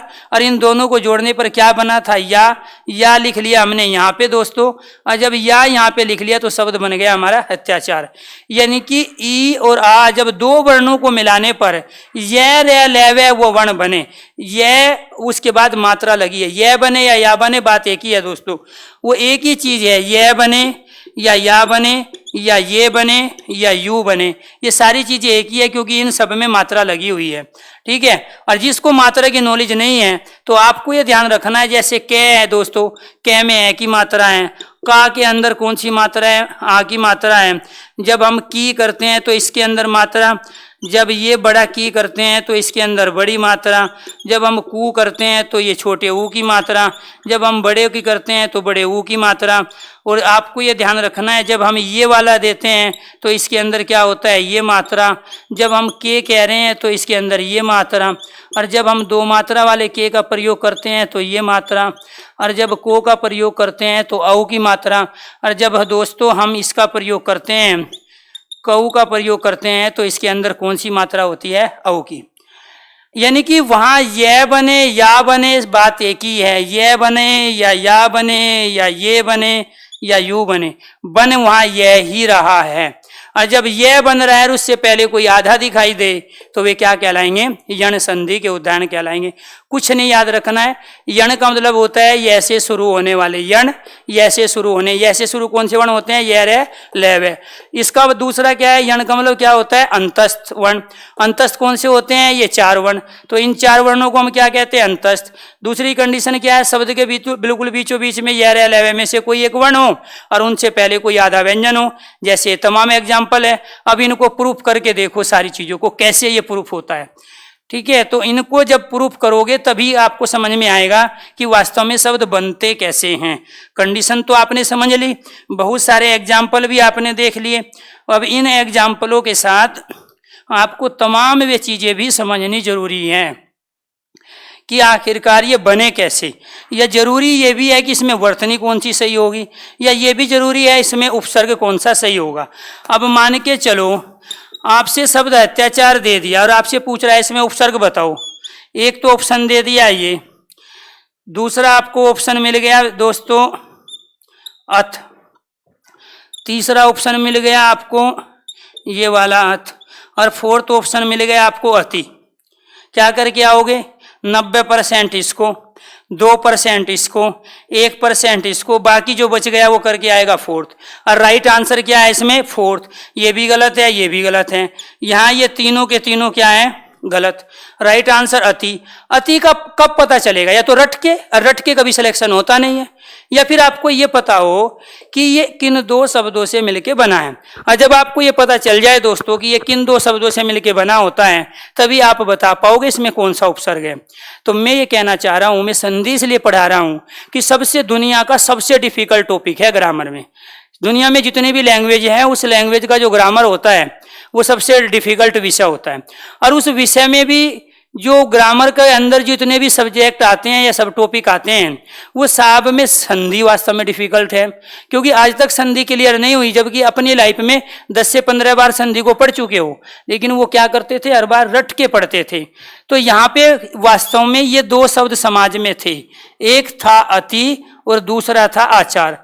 अति का मतलब होता है अधिक, आचार का मतलब होता है व्यवहार।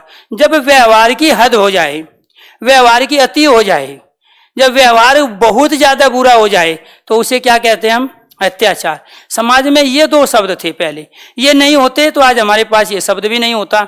इसमें से क्या करेंगे, कंडीशन क्या है, दो जब हम शब्द लेते हैं तो पहले वाले शब्द का लास्ट वाला भाग और बाद वाले का पहले वाला आपस में मिलेगा तो तभी तो वास्तव में वो एक बनेगा।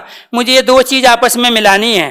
तो जब दो चीज मुझे आपस में मिलानी है दोस्तों, तो आपको ये ध्यान रखना है कि इस वाला, इसका तो पहले वाला भाग और इसका ये आगे वाला भाग आपस में मिलेगा, तब जाके क्या होता है, ये तब जाके एक होता है। तो इसीलिए कंडीशन क्या आई दोस्तों यहाँ पे, इसमें तो आया ई, जब हम लास्ट में ती कह रहे हैं तो साउंड किसकी आ रही है, ए की। जब हम अति कह रहे हैं लास्ट में साउंड किसकी बची, ई की। तो वो लास्ट वाली साउंड ले लो जब कुछ समझ में ना आए। तो आपको यहां से क्या लेना है, पहले वाला ई और आ का एक साथ उच्चारण करो। एक साथ उच्चारण नहीं करोगे तो ई आई आई या करते रहोगे। जब एक साथ बोलोगे तो सिर्फ और सिर्फ क्या बोलोगे, या बोलोगे। जब आपने ई इधर ले लिया तो ये देखो कि यहाँ क्या बच गया, अत। और जब आ इधर ले लिया तो यहाँ क्या बच गया, चार।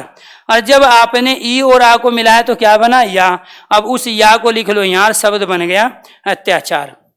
ये अगर नहीं होते, अब इसमें उपसर्ग कौन सा हुआ, अति। अत नहीं हुआ उपसर्ग, वो तो अति तो दिखाई नहीं दे रहा है। अब ये या कहां से आया, इसमें तो कहीं या नहीं था, ये आया इन वर्णों के मेल से। क्योंकि संधि किसे कहते हैं, संधि कहते हैं वर्णों के मेल से। यानी कि इसमें से, अति में से इसका ई लिया, आ लिया, दोनों को मिला के बना लिया या। और जहां या आ बनता है वहां में कंडीशन है कि यण संधि वहां होती है जहां अंतस्थ वर्ण बनते हैं। अगर दो वर्णों को मिलाने पर ये रे ले वे बने, दो वर्णों को मिलाने पर अगर ये रे ले वे बने तो वे सारे एग्जाम्पल क्या कहलाते हैं, यण संधि के कहलाते हैं दोस्तों। इसीलिए आपको अत्याचार समझ में आ गया। इसके बाद दूसरे आप एग्जाम्पल इसी तरह करके देखो। शब्द है हमारे पास इत्यादि, तो कैसे बना है, एक शब्द रहा इति और दूसरा रहा आदि। अब आपसे पूछ लेगा कि इसमें निपात बताइए, निपात वाला शब्द कौन सा है। चार शब्द दे देगा आपको ऑप्शन में और पूछ लेगा कि किस शब्द में निपात का प्रयोग हुआ है। इति निपात है। निपात उन्हें कहते हैं जो किसी लिंग वचन काल कारक में बदलते नहीं है और वाक्य में प्रयोग करने पर वास्तव में वो दूसरे के ऊपर इफेक्ट डालते हैं, विशेषता उत्पन्न करते हैं। तो इति में से क्या लेंगे हम, ई, और इधर से क्या आएगा, आ। ई और आ को मिलाएंगे तो क्या बनेगा, या। और जहां दो वर्णों को मिलाने पर या बने वो कौन सी संधि होती है, यण संधि। जहां शब्द के बिल्कुल बीचों बीच यह उससे पहले आधा तय हो तो वहां कौन सी संधि है, यण संधि। यानी कि बीच में यह और उससे पहले कोई भी आधा व्यंजन, जरूरी नहीं होता ही हो, कोई भी हो सकता है। तो आपको सर बीचों बीच का मतलब क्या है, बीचों बीच देखो बेटे इत्यादि का क्या होगा, इत्यादि का बिल्कुल बीचों बीच क्या है, ये है। यानी कि इधर भी आधा और इधर भी आधा। जैसे अभी हमने एक शब्द क्या लिया था, अत्याचार। अब इसका अत्याचार का देखो बीचों बीच क्या है, ये तो बीच नहीं बना सकते, ये भी बीच नहीं बना सकते, ये भी नहीं, तो बीचों बीच क्या है यहाँ, या। तो शब्द के बीच का मतलब होता है ये वाला हिस्सा, ये वाला पार्ट। आपका बीच क्या है, ये है। यानी कि इससे ऊपर आपका शरीर आधा है और इससे नीचे आधा है। तो अगर कोई आपसे पूछने लगे कि आपके शरीर के बीचों बीच का हिस्सा क्या है, तो क्या बताओगे, गर्दन को बताओगे या सिर को बताओगे बीचों बीच। तो प्यारे दोस्तों इतनी तो समझ में पवन आपको होनी चाहिए कि बीचों बीच का मतलब क्या होता है। किसी भी वस्तु अगर ये मार्कर कहूं तो मार्कर के बीच का हिस्सा क्या है, ये वाला हिस्सा है ना। या बोर्ड का कहूं मैं, इसे व्हाइट बोर्ड का बीचों बीच क्या है, तो व्हाइट बोर्ड का बीचों बीच ये है। तो इसीलिए थोड़ा सा कॉमन सेंस भी यूज किया करो, ठीक है। तो आपको ये ध्यान रखना है कि जब तक आपको वास्तव में टाइट नहीं करते तब तक आपके जो वो पुर्जे हैं ना दिमाग के, वो वास्तव में काम नहीं करते हैं सारे एक साथ मिलके। इसीलिए मैं थोड़ा सा कड़वा बोलता हूँ, आप लोगों को डांटता रहता हूँ, ताकि क्योंकि जो बुद्धि हमारे पास भगवान ने दी है वो इक्वल है, बशर्ते हम यूज कितना कर पा रहे हैं। क्योंकि आज तक कोई भी 1% अपनी बुद्धि का यूज नहीं कर पाया, 0.7% मैक्सिमम बुद्धि यूज हुई है आज तक। उसका रीजन यही है, आपके पास वो क्षमता है लेकिन आप उसको पहचानो कि वो काम कैसे करती है। इसके बाद में शब्द आ गया, जैसे प्रत्येक शब्द आ गया। अब आपसे पूछ लेगा कि प्रत्येक में उपसर्ग बताओ क्या है। एक ऑप्शन तो दे देगा ये, दूसरा ऑप्शन दे देगा ये, तीसरा ऑप्शन दे देगा ये, और फोर्थ ऑप्शन देगा आपको प्रति। लेकिन आपको ये ध्यान रखना है फोर्थ तक जाओगे नहीं, पहले ही आंसर मिल जाएगा, जबकि राइट आंसर क्या है, प्रति। तो उपसर्ग कैसे बता पाओगे आप, संधि पढ़ी होगी तो बता पाओगे। तो उपसर्ग किस पे डिपेंड है, संधि। लेकिन आज तक पढ़े थे आप ऐसा, तो आपको यह ध्यान रखना है कि इसमें प्रति क्या है, उपसर्ग। कैसे पता चलेगा, क्योंकि ये प्रति जो है प्रति प्लस एक, इन दोनों से मिलके बना है। हमारे पास पहले समाज में प्यारे दोस्तों ये दो शब्द थे, एक प्रति था एक एक। भाषा वैज्ञानिक व्याकरण शास्त्रियों ने क्या किया, इन दोनों शब्दों को आपस में पकड़ा, इनके वर्णों का मेल किया। यहाँ पे ई और यहाँ पे क्या किया आपने, ए। क्लियर। अब ई और ए मिलके क्या बना, ये। उच्चारण करो एक साथ। अगर एक साथ उच्चारण करोगे तो ये ही बोल पाओगे, और एक साथ नहीं करोगे तो ये करते रह जाओगे। तो आपको दोनों को एक साथ बोलना है, तो क्या हुआ, ये। अब जब आपने इसमें से ई ले लिया तो इधर क्या बच गया, आधा तय, क्योंकि किसी भी व्यंजन में एक स्वर होता है, वो स्वर आपने निकाल लिया, तो यहाँ क्या बच गया, ये आधा तय। यहाँ पे इसमें से आपने ये वर्ण निकाल लिया, इधर क्या बच गया, कै। इन दोनों को आपस में मिलाओगे तो क्या बनेगा, ये। तो शब्द क्या बन गया, प्रत्येक। अब शब्द का बीच क्या है, ये कहोगे शब्द का बीच, या ये कहोगे शब्द का बीच, ये है, क्योंकि यहाँ यह है और यह के बाद भी क्या लगा है, तो शब्द का बीच है यह पे, क्योंकि इसके बाद भी एक मात्रा है, यानी कि दो वर्ण इधर हो गए, दो इधर हो गए, तो बीच में क्या हुआ, यह। और जब शब्द के बीच में यह दिखाई दे और उससे पहले कोई आधा, तो वो क्या कहलाता है, यण संधि। इसलिए प्रत्येक में उपसर्ग जो लगा है वो क्या लगा है, प्रति। ऐसे ही शब्द आ गया दोस्तों प्रत्यक्ष। तो यहाँ पे प्रत्यक्ष में क्या करोगे, प्रति उपसर्ग हो गया और दूसरा क्या हो गया, अक्ष। ऐसी जगह से तोड़ोगे जहां मीनिंग हो। मीनिंग नहीं है तो फिर वास्तव में उनसे नया शब्द नहीं बनेगा। अर्थवान शब्दों से अर्थवान शब्द बनते हैं। यहाँ पे क्या आएगा, ए, और दोनों को मिलके क्या बन गया, ये। ई और ए को मिलके, और जहां दो वर्णों के मेल से ये रे ले वे बने, वो क्या कहलाती है, यण संधि।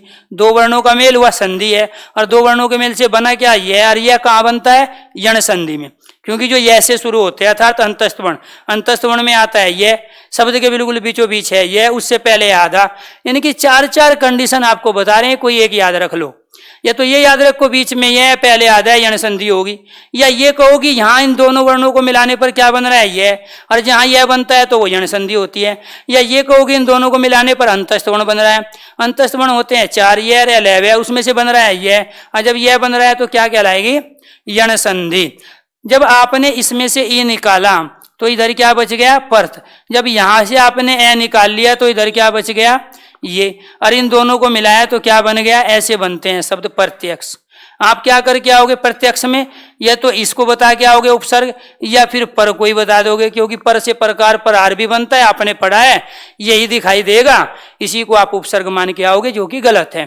तो आपको यह ध्यान रखना है। नवनीत कह रहा है कि सर आप सच बोलते हो। सच नहीं बोलता हूं मैं, बहुत ज्यादा कड़वा बोलता हूं, और आपको यह ध्यान रखना है। वो इसलिए बोलता हूं कि कई बार हम क्या करते हैं, चीजों को समझ लेते हैं, पहले से बहुत कुछ पढ़े होते हैं, और उसी को सब कुछ समझ के बैठ जाते हैं जो पहले से पढ़े होते हैं।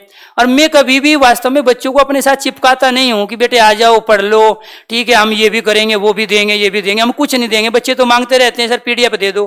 कल बहुत सारे कमेंट्स आए, नोट्स नहीं देंगे, जिसको भागना है भागो। हम कह रहे हैं लाखों बच्चे पढ़ते हैं, अगर उस लाखों में से 5-7 बच्चे जाएंगे तो मुझे खुशी होगी, क्योंकि उनको पढ़ना नहीं है। जिसको पढ़ना होता है स्टूडेंट लाइफ में, उसको पेशेंस रखना होता है, और जिसने पेशेंस रख लिया, सही प्लेटफॉर्म से जुड़ गया, ठीक है। हमें पता है ना हमारी टीम किस कौन सी है, कौन कौन से लोग काम कर रहे हैं, मैनेजमेंट में किस तरह के लोग हैं। लेकिन आप एक ही मैसेज को 50 बार भेजोगे, इसका मतलब जिसने एक मैसेज को 10 से 15 बार भेज दिया, हो सकता है समझ रहा हूं मैं प्रॉब्लम है, लेकिन दोस्तों कई बार ये टेक्निकल प्रॉब्लम होती है कि आपका ये वास्तव में नेट में प्रॉब्लम होती है, आपके सिस्टम में प्रॉब्लम होती है। ऐसे कई बार हमारे सिस्टम में भी प्रॉब्लम होती है। तो ऐसा नहीं है हम करना नहीं चाहते, या हमारा मैनेजमेंट ये टीम ऐसी नहीं है, या यहाँ कोई भी टीचर ऐसा नहीं है जो बच्चों को इग्नोर करके चले। हम बच्चों को कभी इग्नोर नहीं करते हैं, लेकिन हाँ जो बेफालतू की होशियारी दिखाते हैं या एडजस्टमेंट नहीं कर पाते, 50 बार एक ही मैसेज को भेज दिया, तो हम उसको जरूर इग्नोर करते हैं। क्योंकि बेटे हमें सिर्फ चाहिए रिजल्ट, हम काम कर रहे हैं रिजल्ट। हमारा ये बोर्ड है ना, ये सारे ऐसे बोर्ड है जिसपे से मार्कर चलते हैं। लोग तो उंगली से काम कर रहे हैं, लोग तो यहाँ बटन दबा रहे हैं, हम नहीं दबाएंगे अभी बटन। हमें पता है पढ़ने पढ़ाने का जो तरीका होता है ना, वो टीचर के अंदर कैलिबर है, दम है, तो वो सिखा देगा। वो बटन वाला बोर्ड हो या व्हाइट बोर्ड हो, या वो खड़े होके पढ़ाए। अगर मैं रोड पे खड़े होके भी पढ़ाऊंगा तो भी ऐसा ही पढ़ाऊंगा जैसा पढ़ा रहा हूं, क्योंकि वो स्किल है, और स्किल को बटन की और उनकी आवश्यकता नहीं है, ठीक है। आपको ये ध्यान रखना है दोस्त, अगर पायलट बढ़िया है ना तो उसको कैसी भी मशीन दे दो, वो अपना काम उससे भी निकाल लेगा, क्योंकि भारत के लोगों के अंदर यही खूबी होती है कि वो जुगाड़ू होते हैं, ठीक है। तो इसलिए आप तक चीजें पहुंचाने के, अगर व्हाइट बोर्ड भी खराब हो जाता है, नहीं दिखाई दे रहा है, तो भी हम पढ़ाने का दमखम रखते हैं। तो इसीलिए आपको ये ध्यान रखना है। मैं बुरा बहुत बोलूंगा आपको, इधर उधर की चीजें जो बेफालतू के मनोरंजन की चीज है, कहानी चुटकले, वे मैं बिल्कुल नहीं सुनाता हूँ। मैं टॉपिक पे रहता हूँ और टॉपिक को कंप्लीट करके जाता हूँ। सुबह से शाम तक यही काम है। इसलिए दोस्तों सीरियस होके आप रहोगे तो आपको मजा आएगा, क्योंकि मैं ये चाह रहा हूं कि जब भी आप टाइम दो तो लाइफ में कम से कम इतना तो होगी, हिंदी से फ्री हो जाए, बाकी रीजनिंग भी करनी है, इसके अलावा दूसरे सब्जेक्ट भी करने हैं आपको। जीएस अपने आप में बहुत बड़ा आपका सिलेबस है, बहुत बड़ा सब्जेक्ट है, वो भी पढ़ना है। तो यहाँ पे इसीलिए आप सीरियस रहो, सीरियस रहोगे आप चीज़ों को सीख पाओगे, क्योंकि हम पहले से बहुत कुछ इसके बारे में आप लोग सीख चुके हो। इसके बाद शब्द आ गया अध्यक्ष। तो कैसे करेंगे? अब क्वेश्चन पूछ लिया कि बताओ अध्यक्ष में कौन सा उपसर्ग है, तो वहां एक ऑप्शन तो दे दिया है, दूसरा ऑप्शन दे दिया अद, तीसरा ऑप्शन दे दिया ये अद, और फोर्थ ऑप्शन दे दिया अधही। तो राइट आंसर क्या हुआ? लेकिन समस्या तो आप लोगों के साथ ये है ना, आप फोर्थ तक जाओगे ही नहीं। आप सोचोगे अरे इसमें ये आड़ी तिरछी सी रेखा लगी हुई है, चलो इसी को मान लेते हैं, यही सही होगा। या कुछ कहेंगे हाँ अध होता है, अध पका, अध जला, अध खिला, उसमें अध उपसर्ग है, ठीक है। तो अध पका, अध जला, खिला को पढ़ लिया, अब उसी के आधार पे सोच लिया कि ये उपसर्ग है। और कुछ विद्वान ऐसे होंगे जो ये करके आएंगे, लेकिन राइट आंसर क्या है? अधि। इसको कौन बता पाएगा? वो बता पाएगा जिसने संधि को लॉजिकली समझा है, क्योंकि यहाँ जो अधि अध्यक्ष जो शब्द है वो वास्तव में एक अधि और दूसरा किससे मिलके बना है? अक्ष से मिलके बना है। तो यहाँ अधि में से क्या आएगा दोस्त? ई, और इधर से क्या आएगा? ए, और दोनों को मिलके क्या बनेगा? ये। और हम क्या कह रहे हैं बार बार, जहां दो वर्णों के मेल से यह बनता हो या रे ले वे बनता हो वो यण संधि है, इसलिए ई और ए मिलके यह बना रहे हैं यण संधि। दूसरी चीज आपको क्या देखनी है? बीच में यह पहले आधा है, यण संधि होगी। तो यहाँ क्या हुआ? ई। जब ई निकाल लिया तो इधर क्या बच गया? अध। यहाँ पे आपने ए निकाल लिया तो क्या बच गया? से। इन दोनों को जोड़ के क्या बनाया था? ये। तो शब्द क्या बन गया? अध्यक्ष। ऐसे बना है। अब ये देखो, यहाँ इन दो पुराने शब्दों में कहीं बीच में यह दिखाई दे रहा है आपको? वो यह कहां से आया? दो वर्णों के मेल से आया, क्योंकि संधि किसे कहते हैं हम? दो वर्णों के मेल को। शब्द के मेल में तो समास होता है, ठीक है। तो यहाँ ये दोनों आपस में मिले थे तो यह बनाया था, यहाँ इनमें तो यह कहीं नहीं था। तो ये जो यह आया है वो इन दो वर्णों के मेल में है, इसी को कहते हैं शब्द का बीचों बीच वाला हिस्सा, क्योंकि संधि दो शब्दों के बिल्कुल बीचों बीच, दो वर्णों के बीच में होती है। तो इसीलिए यहाँ अध्यक्ष में कौन सी संधि हो गई? शब्द आ गया अध्यादेश। तो अध्यादेश में कौन सी संधि होगी दोस्तों? बीच में क्या है? यह, यानी कि या, और पहले आधा है, तो कौन सी संधि होगी? यहाँ पे कौन से दो शब्दों से मिलके बनेगा ये? या इसमें उपसर्गी पूछ लिया आपसे, तब क्या बताओगे आप? एक शब्द इसमें क्या है? अधि, और दूसरा शब्द इसमें क्या है दोस्तों? आदेश। अधि से क्या लेंगे? ई, इधर से क्या लेंगे हम? आ, दोनों के मिलाएंगे तो क्या बनाएंगे? या। जब आपने ई इधर ले लिया तो इधर बच गया अध, जब आ ले लिया इधर बच गया देश, दोनों को मिलाया तो यहाँ क्या आ गया? या, और शब्द बन गया हमारा अध्यादेश। तो अध्यादेश में उपसर्ग कौन सा हुआ? अधि। अध्यादेश का सही वर्तनी क्या है दोस्तों? ये है। तो आपको ये ध्यान रखना है कि हम एक साथ 3 से 4 टॉपिक को एक साथ हमें पढ़ना होता है दोस्तों, इसी वजह से हमें इन सभी टॉपिक को लॉजिकली समझना पड़ेगा। लॉजिकली समझेंगे तभी हम इन चीजों को अच्छे से कर पाएंगे। इसके बाद शब्द आ गया प्रत्युत्तर। थोड़ी स्पीड बढ़ाऊंगा दोस्तों। अब शब्द आ गया स्वागत, या शब्द आ गया अन्वेषण। क्लियर? यहाँ पे क्या करेंगे? कौन सा उपसर्ग है अगर वो पूछ लेगा तो कैसे बताएंगे दोस्तों? यहाँ पे एक इसमें प्रति है और दूसरा शब्द क्या है? उत्तर। दोनों का अर्थ हो गया। यहाँ पे क्या लेंगे? ई, इधर लेंगे ऊ, ई और ऊ को जोड़ेंगे तो क्या बनेगा? यू। जब आपने ई इधर ले लिया, इधर क्या बच गया? पर्त। जब आपने इधर ऊ ले लिया तो इधर बच गया तर, लेकिन ई और ऊ को जोड़ा तो यहाँ क्या बन गया? यू, और हमारा शब्द बन गया प्रत्युत्तर। यहाँ पे इसमें कौन सा उपसर्ग है? कोई तो कहेगा ये से, कोई कहेगा स्वे, कोई कहेगा स्वा, लेकिन इसमें राइट आंसर क्या है? सु, और वो सु इसमें दिखाई नहीं दे रहा है। जब दिखाई नहीं दे, रटोगे। स्वागत में सु उपसर्ग होता है, वो किस्मत की बात है, आपके काम आए या ना आए। रटी हुई चीज ध्यान रखना हमेशा धोखा देती है टाइम पे। बहुत सारी शॉर्ट ट्रिक आप पढ़ के जाते हो पेपर से पहले, पेपर में एक भी शॉर्ट ट्रिक काम नहीं आती आपकी, ये ध्यान रखना है, क्योंकि भूल जाते हो। और इतनी सारी चीज जब जाओगे इतने सारे सब्जेक्ट को पढ़ के पेपर में, और वहां वास्तव में पेपर में कुछ क्वेश्चंस ऐसे हैं जो आपने पढ़े ही नहीं हुए, कुछ वास्तव में इतना पढ़ के गए थे, आया हुआ इतना है, तो वहां पहले उपलक्ष्य कम से कम समय में काम करना है। तो इसीलिए आपको ये ध्यान रखना है, प्रैक्टिस बहुत जरूरी है, और प्रैक्टिस भी ऐसी होनी चाहिए कि कम से कम समय में ज्यादा से ज्यादा चीजों को आप अचीव करते हो। मेरी स्पीड जानबूझ के मैं इसलिए रखता हूं, कल 2-4 बच्चे बोल रहे थे सर स्पीड की प्रॉब्लम है, आप बहुत तेज पढ़ाते हो। बेटे मेरा मकसद ये है कि आपके इस ब्रेन की स्पीड मुझे बढ़ानी है, अदरवाइज मुझे प्रैक्टिस के तो मैं वैसे भी करा दूंगा, जरूरी थोड़ी है मुझे इस तरह से एग्जाम्पल लेने। अगर मैं धीरे धीरे सारी चीजों को कराऊं तो आप भी धीरे धीरे सीखोगे, फिर इसको ब्रेन को आदत पड़ जाएगी, इसकी हैबिट हो जाएगी चीजों को उसी तरह रीड करने की।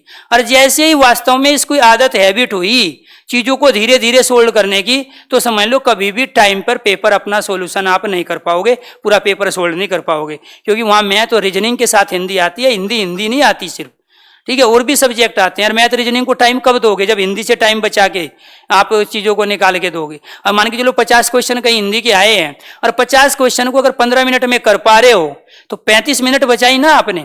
तो वो जो 35 मिनट आपने बचाई वो मैथ रीजनिंग को दो, तब जाके सिलेक्शन होगा। हिंदी अपने आप में सिलेक्शन में सबसे बड़ी भूमिका निभाती है, आपको ध्यान रखना है। वो इसलिए निभाती है क्योंकि हिंदी एक तो टाइम बचाती है दूसरे सब्जेक्ट के लिए, और दूसरा हिंदी में मैक्सिमम परफॉर्मेंस अगर हो जाता है तो वो कहीं ना कहीं लीड बन जाती है आपके लिए। क्योंकि मैथ और रीजनिंग में तमाम जो क्वेश्चन डिफिकल्ट होते हैं वो सब बच्चों के लिए होते हैं। जो क्वेश्चन आपने मैथ रीजनिंग में गलत किया है समझ लो वो मैक्सिमम बच्चों ने गलत किया है। लेकिन हिंदी के आए हुए क्वेश्चन गलत करके आओगे, इसका मतलब आप अभी सिलेक्शन लायक नहीं हुए हो, तो आपको तैयारी करनी पड़ेगी। राइट आंसर क्या हुआ? सु। कैसे पता चलेगा? संधि बताएगी, क्योंकि आपको तो वहां पे सुया या सुआ दिखाई दे रहा है, इसीलिए वहां पे क्या करोगे आप, इसको गलत करके आओगे। 2 शब्द थे, एक था सु और दूसरा था आगत। तो सु का मतलब होता है श्रेष्ठ, अच्छा, उत्तम। आगत का मतलब होता है आए हुए का, आए हुए का अच्छा हो, आए हुए का श्रेष्ठ हो, आए हुए का वेलकम। यानी कि वेल मतलब भी क्या होता है? अच्छा होता है, श्रेष्ठ होता है, उत्तम होता है। तो यहां वेलकम शब्द भी यहीं से लिया है उन्होंने। तो सु का मतलब अच्छा, आगत आए हुए का अच्छा हो, इसलिए हम स्वागत। तो यहां पर क्या करेंगे हम? ऊ। इधर से क्या लिया हमने? आ। ऊ और आ को मिलाएंगे तो क्या बनेगा? वाह। अब जब वह बन रहा है तो कौन सी संधि? 2 वर्णों के मेल से जब वह बने तो संधि कौन सी होगी? यण संधि। जब आपने ऊ ले लिया तो इधर क्या बचेगा? आधा से। जब आ ले लिया तो इधर क्या बचेगा? गत। दोनों को मिलाओगे तो क्या बनेगा? स्वागत। तो ऐसे बनता है स्वागत शब्द, ठीक है। कौन सा उपसर्ग हुआ दोस्तों? सु। सही वर्तनी क्या हुई? स्वागत। कौन से 2 शब्द हो गए? सु और आगत। संधि कौन सी हुई? यण संधि, क्योंकि 2 वर्णों के मेल से बन रहा है। यहाँ पे क्या होगा? अनु। दूसरा क्या होगा? एषण। तो अनु का अर्थ होता है पीछे, एषण का मतलब होता है छानबीन। जो पीछे की छानबीन होती है उसे कहते हैं अन्वेषण। और अन्वेषण का मतलब बेटे हमारी इंटेलिजेंस ब्यूरो भी है, ठीक है, जिसको हम कहते हैं, वो भी पीछे की छानबीन करती है। तो यहाँ पर हम क्या लेंगे? ऊ। अनु में से छोटा हुआ है ऊ लिया। यहाँ पे क्या लेंगे हम? ए। दोनों को मिलाएंगे तो क्या बनेगा? वे। जब आपने यहाँ पे ऊ ले लिया तो इधर क्या बच गया? अन। जब आपने ये ले लिया तो इधर बच गया सन, और दोनों को मिलाएंगे तो क्या बनेगा? वे। इसलिए शब्द क्या बन गया हमारा? अन्वेषण। तो अन्वेषण में क्या हुआ? यहाँ 2 मात्रा आएगी, एक आएगी, क्योंकि यहाँ ए है, इसकी मात्रा कितनी होती है? 1। कई बार ये वाली संधि भी छेद दे देते हैं, तो ये गलत है। अगर मात्रा ऊपर आई गलत है, क्योंकि फिर यहाँ 2 मात्रा होनी चाहिए, और 2 मात्रा वाला शब्द होता नहीं, क्योंकि ऐसा ये होता है, इसका मतलब छानबीन होता है, इसका मतलब खोजबीन होता है। इसलिए आपको ये ध्यान रखना है, अन्वेषण में यहाँ हमेशा 1 मात्रा होगी। और यहाँ क्या होगा दोस्तों? ये गलती आप करोगे, यहाँ पे हमेशा ये छोटा ए रहेगा, क्योंकि यहाँ पे मात्रा ऊपर नहीं आएगी। तो इसके बाद शब्द आ गया अन्वय। ऐसे बहुत सारे शब्द हैं, जैसे शब्द आ गया हमारा अन्वय। तो कैसे बनेगा? कौन सा उपसर्ग है? अनु और ए मतलब होता है सृष्टि करना, रचना करना। जो पीछे से शब्दों से जो हम सृष्टि करते हैं, रचना करते हैं, उनको बोलते हैं अन्वय। यहाँ क्या आया? ऊ। इधर क्या आया? ए। ऊ और ए मिलके क्या बन गया? ये। ऊ और ए सॉरी, तो यहाँ बन गया दोस्तों वे। ऊ और ए को एक साथ उच्चारण करेंगे तो क्या बोलेंगे? वे बोलेंगे।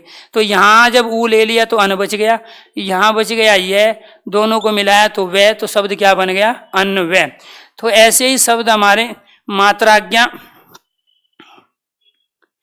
ऐसे ही हमारा शब्द क्या है दोस्तों? मात्राज्ञा। तो यहाँ पे क्या लेंगे? कोई तो आपको ये ध्यान रखना है, संधि विच्छेद पूछेगा कि बताइए कौन सी है? मात्र और आज्ञा। कुछ तो इसको करके आएंगे, कुछ इसको करके आएंगे, मात्रा और आज्ञा, ठीक है। कुछ इसको करके आएंगे, माँ और आज्ञा, लेकिन इसमें से राइट जो आंसर है वो क्या है, मात्र और आज्ञा। ये वाला है, ये सब क्या है, गलत है। मात्र केवल, मात्रा क्वांटिटी, तो क्वांटिटी की आज्ञा नहीं होती है, केवल आज्ञा नहीं है, मात्र माता। तो यहाँ मात्र इसको कहते हैं। तो यहाँ माँ हिंदी का शब्द भी नहीं आएगा क्योंकि तत्सम शब्द है, तो यहाँ तद्भव से कैसे बन जाएगा। तत्सम शब्द दो तत्सम शब्दों से मिलके बनेगा, अगर दो से मिलके बनाए तो यहाँ पे क्या आएगा दोस्तों, री, और यहाँ पे क्या आएगा, ये आ, और री और आ को मिलाओगे तो क्या बनेगा, रा। और जब आपने इसमें से क्या निकाल लिया, री, तो दोस्तों यहाँ क्या बच गया, आदत है। और जब आ निकाला तो यहाँ क्या बच गया, ज्ञा बच गया। और इन दोनों को मिलाया तो क्या हो गया, मात्रा ज्ञा। उच्चारण करके देखो, यही बोलोगे जो ऊपर लिखा। और चूंकि जब एक व्यंजन है और उसके साथ दूसरा व्यंजन स्वर है, तो इसको हम कैसे लिख सकते हैं, इसको लिख सकते हैं इस रूप में, इसलिए यहाँ पे मात्रा ज्ञा में ये आया हुआ है। तो यहाँ मात्र में से क्या निकाला, री निकाल लिया तो आ तय बच गया है ना, और यहाँ आ बच गया तो ये रा बना, रा इसके साथ है। और इन दोनों को किस रूप में लिख सकते हैं हम, इस रूप में, क्योंकि संयुक्त व्यंजन है। इसमें ये ऊपर वाला तय होता है, ये रे होता है, ये आ हो गया, तो ये तो हो गया हमारा रा, ये हो गया तय। तो रे बीच में है, उससे पहले तय। जहाँ शब्द के बिल्कुल बीचों बीच रे हो, पहले आधा व्यंजन हो, उसे क्या कह रहे हैं। जैसे शब्द आ गया पित्राज्ञा, तो यहाँ पे क्या करेंगे हम, पित्र, और दूसरा क्या करेंगे दोस्तों, आज्ञा। यहाँ क्या लेंगे, री, यहाँ क्या लेंगे, आ, और दोनों से मिलके क्या बनेगा, रा। जब आपने इसमें से ये ले लिया तो यहाँ क्या बच गया, पित्त, और जब यहाँ पे आपने आ ले लिया, यहाँ बच गया हमारा ज्ञा, और इन दोनों को मिलाएंगे तो रा। ये हमारा तय, ये हमारा क्या हो गया दोस्तों, ये तो हमारा तय हो गया ऊपर, और ये हमारा हो गया रा। ये रे, ये आ, और ये आधा तय, तो ये शब्द क्या बन गया, पित्राज्ञा। इसका एक एग्जाम्पल आप और देखो, शब्द आ गया पितरादेश, यानी कि पिता का आदेश। तो पितरादेश कैसे बनेगा, मूल शब्द क्या है हमारा, पितृ, पिता, और दूसरा क्या है हमारा, आदेश। क्लियर। यहाँ पे क्या आया हमारा, री, इधर क्या आया दोस्तों हमारा, आ, ठीक है, री और आ मिल के क्या बन गया, रा। ठीक है, तो यहाँ जब री लिया तो ये क्या कहलाया, तय।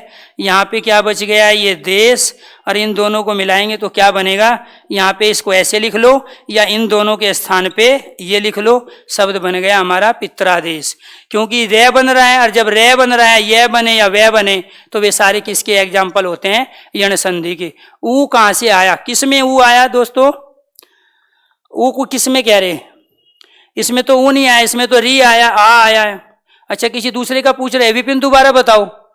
अच्छा, स्वागत में ऊ कहाँ से आया, स्वागत में अगर पूछ रहे हो तो ये ध्यान रखना है कि यहाँ सु जो होता है ना दोस्तों, सु और आगत, ठीक है, इसमें ये क्या है, सु, लास्ट में क्या उच्चारण करें, ऊ। इसका मतलब ये आधा से और ऊ को मिलके बना है, और हम क्या लेते हैं, लास्ट वाला। ठीक है, तो यहाँ सु में, क्योंकि आप क्या सोच रहे हो कि सु कैसे बना है, ध्यान रखना, आधा से प्लस ए प्लस ऊ ऐसे नहीं बनता है। किसी भी व्यंजन में एक स्वर होता है, और इसमें वो स्वर कौन सा है, ऊ, ये नहीं है। ये तो देखो क्या बना दिया आपने, सेव है, ठीक है, तो ये नहीं होता, वहां सु है। तो किसी भी व्यंजन में केवल एक स्वर है, और इसमें वो स्वर कौन सा है, ऊ। तो यहाँ पे क्या आ गया, आ, ऊ और आ मिलके क्या बन गया, वाह, इसीलिए यहाँ शब्द के बीच में वाह आया है। विपिन क्लियर हुआ, आगे बढ़ो। ये तो थी हमारी यण संधि और दीर्घ संधि। कुछ भी याद नहीं रखना, एक छोटी सी चीज याद रखनी है कि यण का जो मतलब होता है वो होता है ये से शुरू होने वाले ये, रे, ले और वे का कोई भी एग्जाम्पल हिंदी में नहीं है। एक लाकृति बनता है, वो संस्कृत में आज तक न तो पूछा गया ना कभी पूछा जाएगा। पूछा जो जाता है ये, रे और वे का पूछा जाता है, इसलिए इसका कोई एग्जाम्पल मैंने नहीं दिया। यण का मतलब होता है ये से शुरू होने वाले वर्ण, जहाँ दो वर्णों के मेल सर ये, रे, ले, वे वर्ण बने, या तो वास्तव में शब्द के बिल्कुल बीचों बीच ये, रे, ले, वे और उससे पहले कोई आधा व्यंजन हो, तो उसे हम क्या कहते हैं, यण संधि। तो यण संधि हमारी कंप्लीट हो गई दोस्तों, दीर्घ संधि कंप्लीट हो गई। अब पढ़नी है हमें गुण संधि। वृद्धि और अयादि कराएंगे कल, लेकिन गुण संधि को आज ही कंप्लीट करेंगे। गुण संधि में आपको ये ध्यान रखना है, अभी जो करा रहे हैं, यदि शब्दों के बीचों बीच एक मात्रा ए औ की हो तो क्या होता है? गुण संधि। ये कंडीशन है दोस्तों, आपको ये ध्यान रखना है। दूसरी कंडीशन, यदि दो वर्णों के मेल से ए ओ अर बने, वहां भी गुण संधि होती है। ये दो कंडीशन है, यानी कि शब्द के बिल्कुल बीचों बीच, जैसे फॉर एग्जाम्पल शब्द आ गया रमेश, सुरेश, महेश, गणेश, रमेश, सुरेश, महेश, गणेश। शब्द आ गया हरेंद्र, सतेंद्र, जोगेंद्र,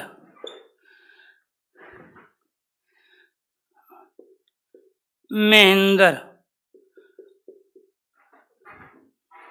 इसमें यहाँ नरेश, नरेंद्र, धर्मेंद्र, जितेंद्र, तेजिंदर, यानी कि एनीथिंग जो भी आपको लेना है। यह शब्द आ गया परोपकार, महोदय।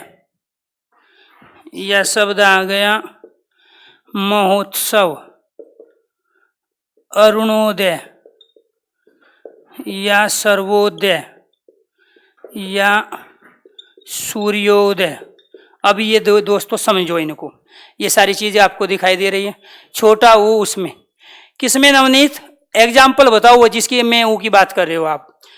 ठीक है, तो आपको ये ध्यान रखना है कि उसको एक बार वीडियो को दोबारा से सुन लेना, पीछे जाके आपको क्लियर हो जाएगा। ठीक है, नहीं होगा तो मैं बता दूंगा उस चीज को। ठीक है, अब इस पे गुण संधि पे आ जाओ, इसको समझो। यदि शब्द के बिल्कुल बीचों बीच एक मात्रा ए और औ की हो, इसकी भी मात्रा एक होती है, इसकी भी एक होती है। और जैसे यहाँ रमेश में है, सुरेश में, ये एक मात्रा है। ये जो एक मात्रा है दोस्तों, ये सब किसकी मात्रा है? एक ही। अब यहाँ हरेंद्र, सत्येंद्र, जोगिंदर, महेंद्र, नरेंद्र, धर्मेंद्र, जितेंद्र में जो एक ये मात्रा है, ये मात्रा किसकी है दोस्तों? आपको ये ध्यान रखना, एक ही। यानी कि जब भी शब्द के बीचों बीच, शब्द का बीच क्या है? ये है, तो शब्द का बीच ही क्या है? ये। और जब शब्द के बीचों बीच एक मात्रा दिखाई दे, वे सारे एग्जाम्पल गुण संधि के होंगे। जैसे यहाँ परोपकार, महोदय, इसमें परोपकार से लेके, यहाँ परोपकार से लेके यहाँ तक जो मात्रा है दोस्तों, वो किसकी है? औ की। या औ की या ए की मात्रा अगर दिखाई दे शब्द के बिल्कुल बीचों बीच, शब्द का बीच ये है, यहाँ पे औ की मात्रा है, यहाँ पे इसकी मात्रा, यहाँ पे औ की। महोदय में किसकी मात्रा है? औ की मात्रा है। तो अगर शब्द के बिल्कुल बीचों बीच एक मात्रा दिखाई दी, तो सारे आंखें बंद करके किसके एग्जाम्पल होंगे? गुण संधि के एग्जाम्पल होंगे। दूसरी चीज आपको ये बताइए, यदि दो वर्णों के मेल से ए और औ बने, वो बिल्कुल यही बनते हैं। जैसे शब्द आ गया नरेंद्र, तो नरेंद्र में कैसे करेंगे दोस्त? नर और इंद्र। यहाँ पे क्या आएगा? ए, इधर क्या आएगा? ई, दोनों को मिला के क्या बनेगा? ए। तो यहाँ आपको ये ध्यान रखना है, ए और ई को मिला के क्या बन रहा है? ए। बात एक ही है। जब ये दो वर्णों को मिलाने के बाद ए बना, जब ए बना तो कौन सी संधि हो गई? इसमें विजातीय विपुल वर्ण मिलते हैं। इसमें क्या होता है? दो अलग अलग वर्ण मिलेंगे, लेकिन दोनों क्या होंगे? छोटे होंगे। आ और बड़ा ई नहीं होगा। ठीक है, तो आपको यह ध्यान रखना है कि जब दो अलग अलग विजातीय विपुल वर्ण मिले, तो वे जो संधि बनाते हैं वो गुण संधि बनाते हैं। या हम ये कह सकते हैं, जहां पर ए और औ की मात्रा आ जाए, वे सारे एग्जाम्पल क्या कहलाएंगे? गुण संधि के। तो आपको ये ध्यान रखना है दोस्तों, जैसे यहां पर शब्द आया हमारा रमेश, तो यहाँ क्या बना? रमा और ईश। रमा कहते हैं पार्वती को, ईश कहते हैं स्वामी को। जो पार्वती का स्वामी है तो वो कौन हुआ? शिव। तो शिव किसका हुआ? रमेश। तो यानी कि रमेश पर्यायवाची किसका हुआ? शिव का हुआ। तो ऐसे ही योगेंद्र में भी होगा। तो यहाँ पे दोस्तों आपको ये ध्यान रखना है, जैसे शब्द पूछ रहा है योग आ गया दोस्त, और यहाँ पे क्या आ गया? इंद्र। मूल शब्द ये है, और जब मूल शब्द ये है, इसमें से क्या आया? गे, गे में से ए ले लिया, इधर से लिया हमने ई, ए और ई मिलके क्या बन गया? ए। वो आपको बताए भी चुके हैं, ए और ई मिलके क्या आप उच्चारण करोगे तो आई बोलोगे ना। और जब आई बन रहा है, अब आप इसको आप खुद करके देखो, जब आपने इसमें से ए ले लिया तो इधर क्या बच गया? आधा गया। क्लियर? जब आपने ई ले लिया तो इधर क्या बच गया? इंद्र। ए और ई को मुंह मिलाओगे तो यहाँ पे क्या लिखोगे आप? ए। लेकिन एक आधा व्यंजन और इसके साथ में दूसरा व्यंजन, तो आप इसको कैसे लिख सकते हो, इसको आप ऐसे लिख सकते हो। इसीलिए आपको यहाँ इस कंडीशन में क्या लगाना पड़ेगा, योगिंदर। या तो आप डायरेक्ट ही लिखो, यहाँ पे गैप पे एक मात्रा दे दो, वो क्या बन गया, योगिंदर बन गया। तो दोबारा से समझने की कोशिश करो। योगिंदर में जब आपने ए लिया दोस्त, यहाँ पे क्या बच गया, आधा गै बच गया। और जब आपने ई यहाँ ले लिया तो यहाँ क्या बच गया, इंद्र। इन दोनों को मिलाया तो क्या बना, अब इसमें ये आप दे दोगे तो ये शब्द क्या बन जाएगा, योगिंदर। तो आपको ये ध्यान रखना है, ऐसे सारे शब्द ऐसे ही बनेंगे। जैसे धर्मेंद्र शब्द हैं, धर्म और इंद्र, तो ये काउंट कहाँ होगा, आगे यहाँ पे क्या आया, ए, इधर क्या आया, ई, दोनों को मिलके क्या बना, ए। और जहाँ ए बनता है, जहाँ पे ए बनता है वहाँ कौन सी संधि होती है, गुण संधि। अब ये कैसे बना देखो, ये कंडीशन तो आप समझ ही चुके हो। इसके बाद में जब आपने ए ले लिया तो यहाँ पे क्या बच गया, यहाँ पे बच गया ये वाला रे आधा में। जब आपने ई ले लिया तो इधर क्या बच गया आपका, इधर बच गया आपका ये। दोनों को मिलाया तो क्या बनेगा, ये मात्रा दे दो, ये मात्रा दोगे तभी तो आपका ये होगा। तो इसलिए शब्द क्या बन गया हमारा, धर्मेंद्र। तो ऐसे ही शब्द आपको ये ध्यान रखना है। परोपकार शब्द है, महोदय शब्द है। महोदय को कैसे बनाओगे दोस्तों, यहाँ पे शब्द आ गया महा, इधर क्या आ गया, उदय। यहाँ पे क्या लोगे, आ, इधर पे क्या लोगे, ऊ, और दोनों को मिलाओगे क्या बनेगा, औ। और जहां औ बनता है वहां कौन सी संधि होती है, गुण संधि। तो यहाँ आपको ध्यान रखना है। तो आपको ये ध्यान रखना है दोस्तों, आ और ऊ मिल के क्या बना, ऊ। और यहाँ पे ये क्या है, शब्द के बिल्कुल बीचों बीच ऊ। कितनी मात्रा है, एक। जब एक मात्रा है कौन सी संधि होगी, गुण संधि। तो ऐसे ही और दूसरे एग्जाम्पल करके देखो, ठीक है। जैसे फॉर एग्जाम्पल शब्द आ गया परोपकार।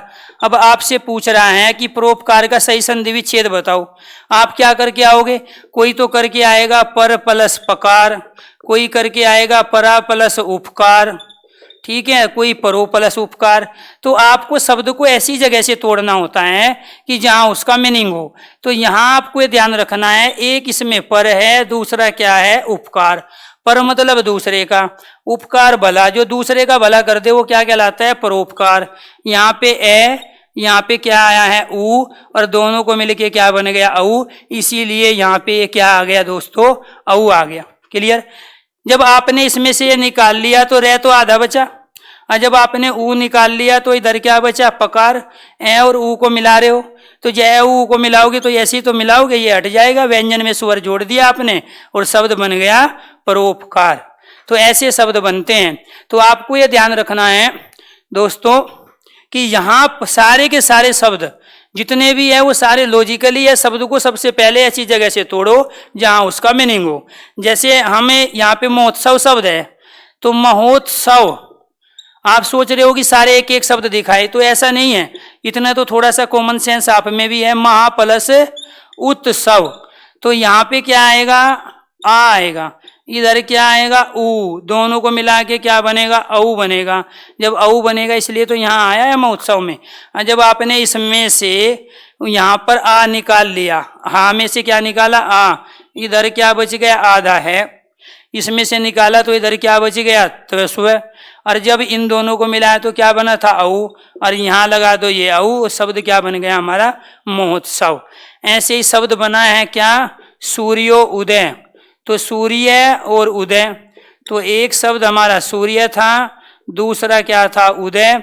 और सूर्य उदय कैसे बना, यहाँ पे क्या आया हमारा ए, इधर क्या आया ऊ, और ए और ऊ को मिलाने पर क्या बनता है, औ। यकीन नहीं आता तो एक साथ जोड़ के बोलो, इसको एक साथ बोलो, ए और ऊ को बोलो।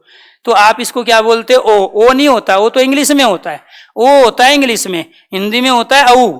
इसको क्या बोलते हैं, औ। और ये ए और ऊ को मिलके बना। तो आपको ये दोस्तों ये ध्यान रखना है, जब आपने यहाँ पर ए लिया तो इधर क्या बच गया, ये आधा ये, और ये वाला रे बचा। यहाँ क्या बच गया, ये आधा दे, यहाँ दे और यह बचा, ऊ यहाँ पे आया। अब यहाँ पे क्या बना लिया आपने, औ।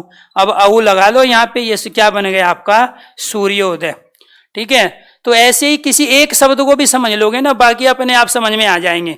ये तो थी आपकी दो कंडीशन। दो कौन सी कंडीशन, कि गुण संधि वहां होगी जहां दो वर्णों के मेल से ये बने, या फिर ये बने, या फिर ये बने।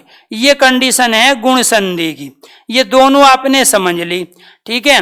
तो आपको ये ध्यान रखना है कि अगर थोड़ी बहुत चीजें वो होगी तो आप अपने वीडियो को बैक करके चला के देखना, अपने आप ही होगी। जब आपका ध्यान दाएं बाएं चला जाता है ना, तो कई चीजें एक साथ आपकी नजरों से हट जाती है, ठीक है। और जिसका ध्यान बना रहता है वो चीजों को सबको समझ लेता है। तो दोबारा से वीडियो खोल लेना अगर थोड़ी सी भी दिक्कत आपको हुई है।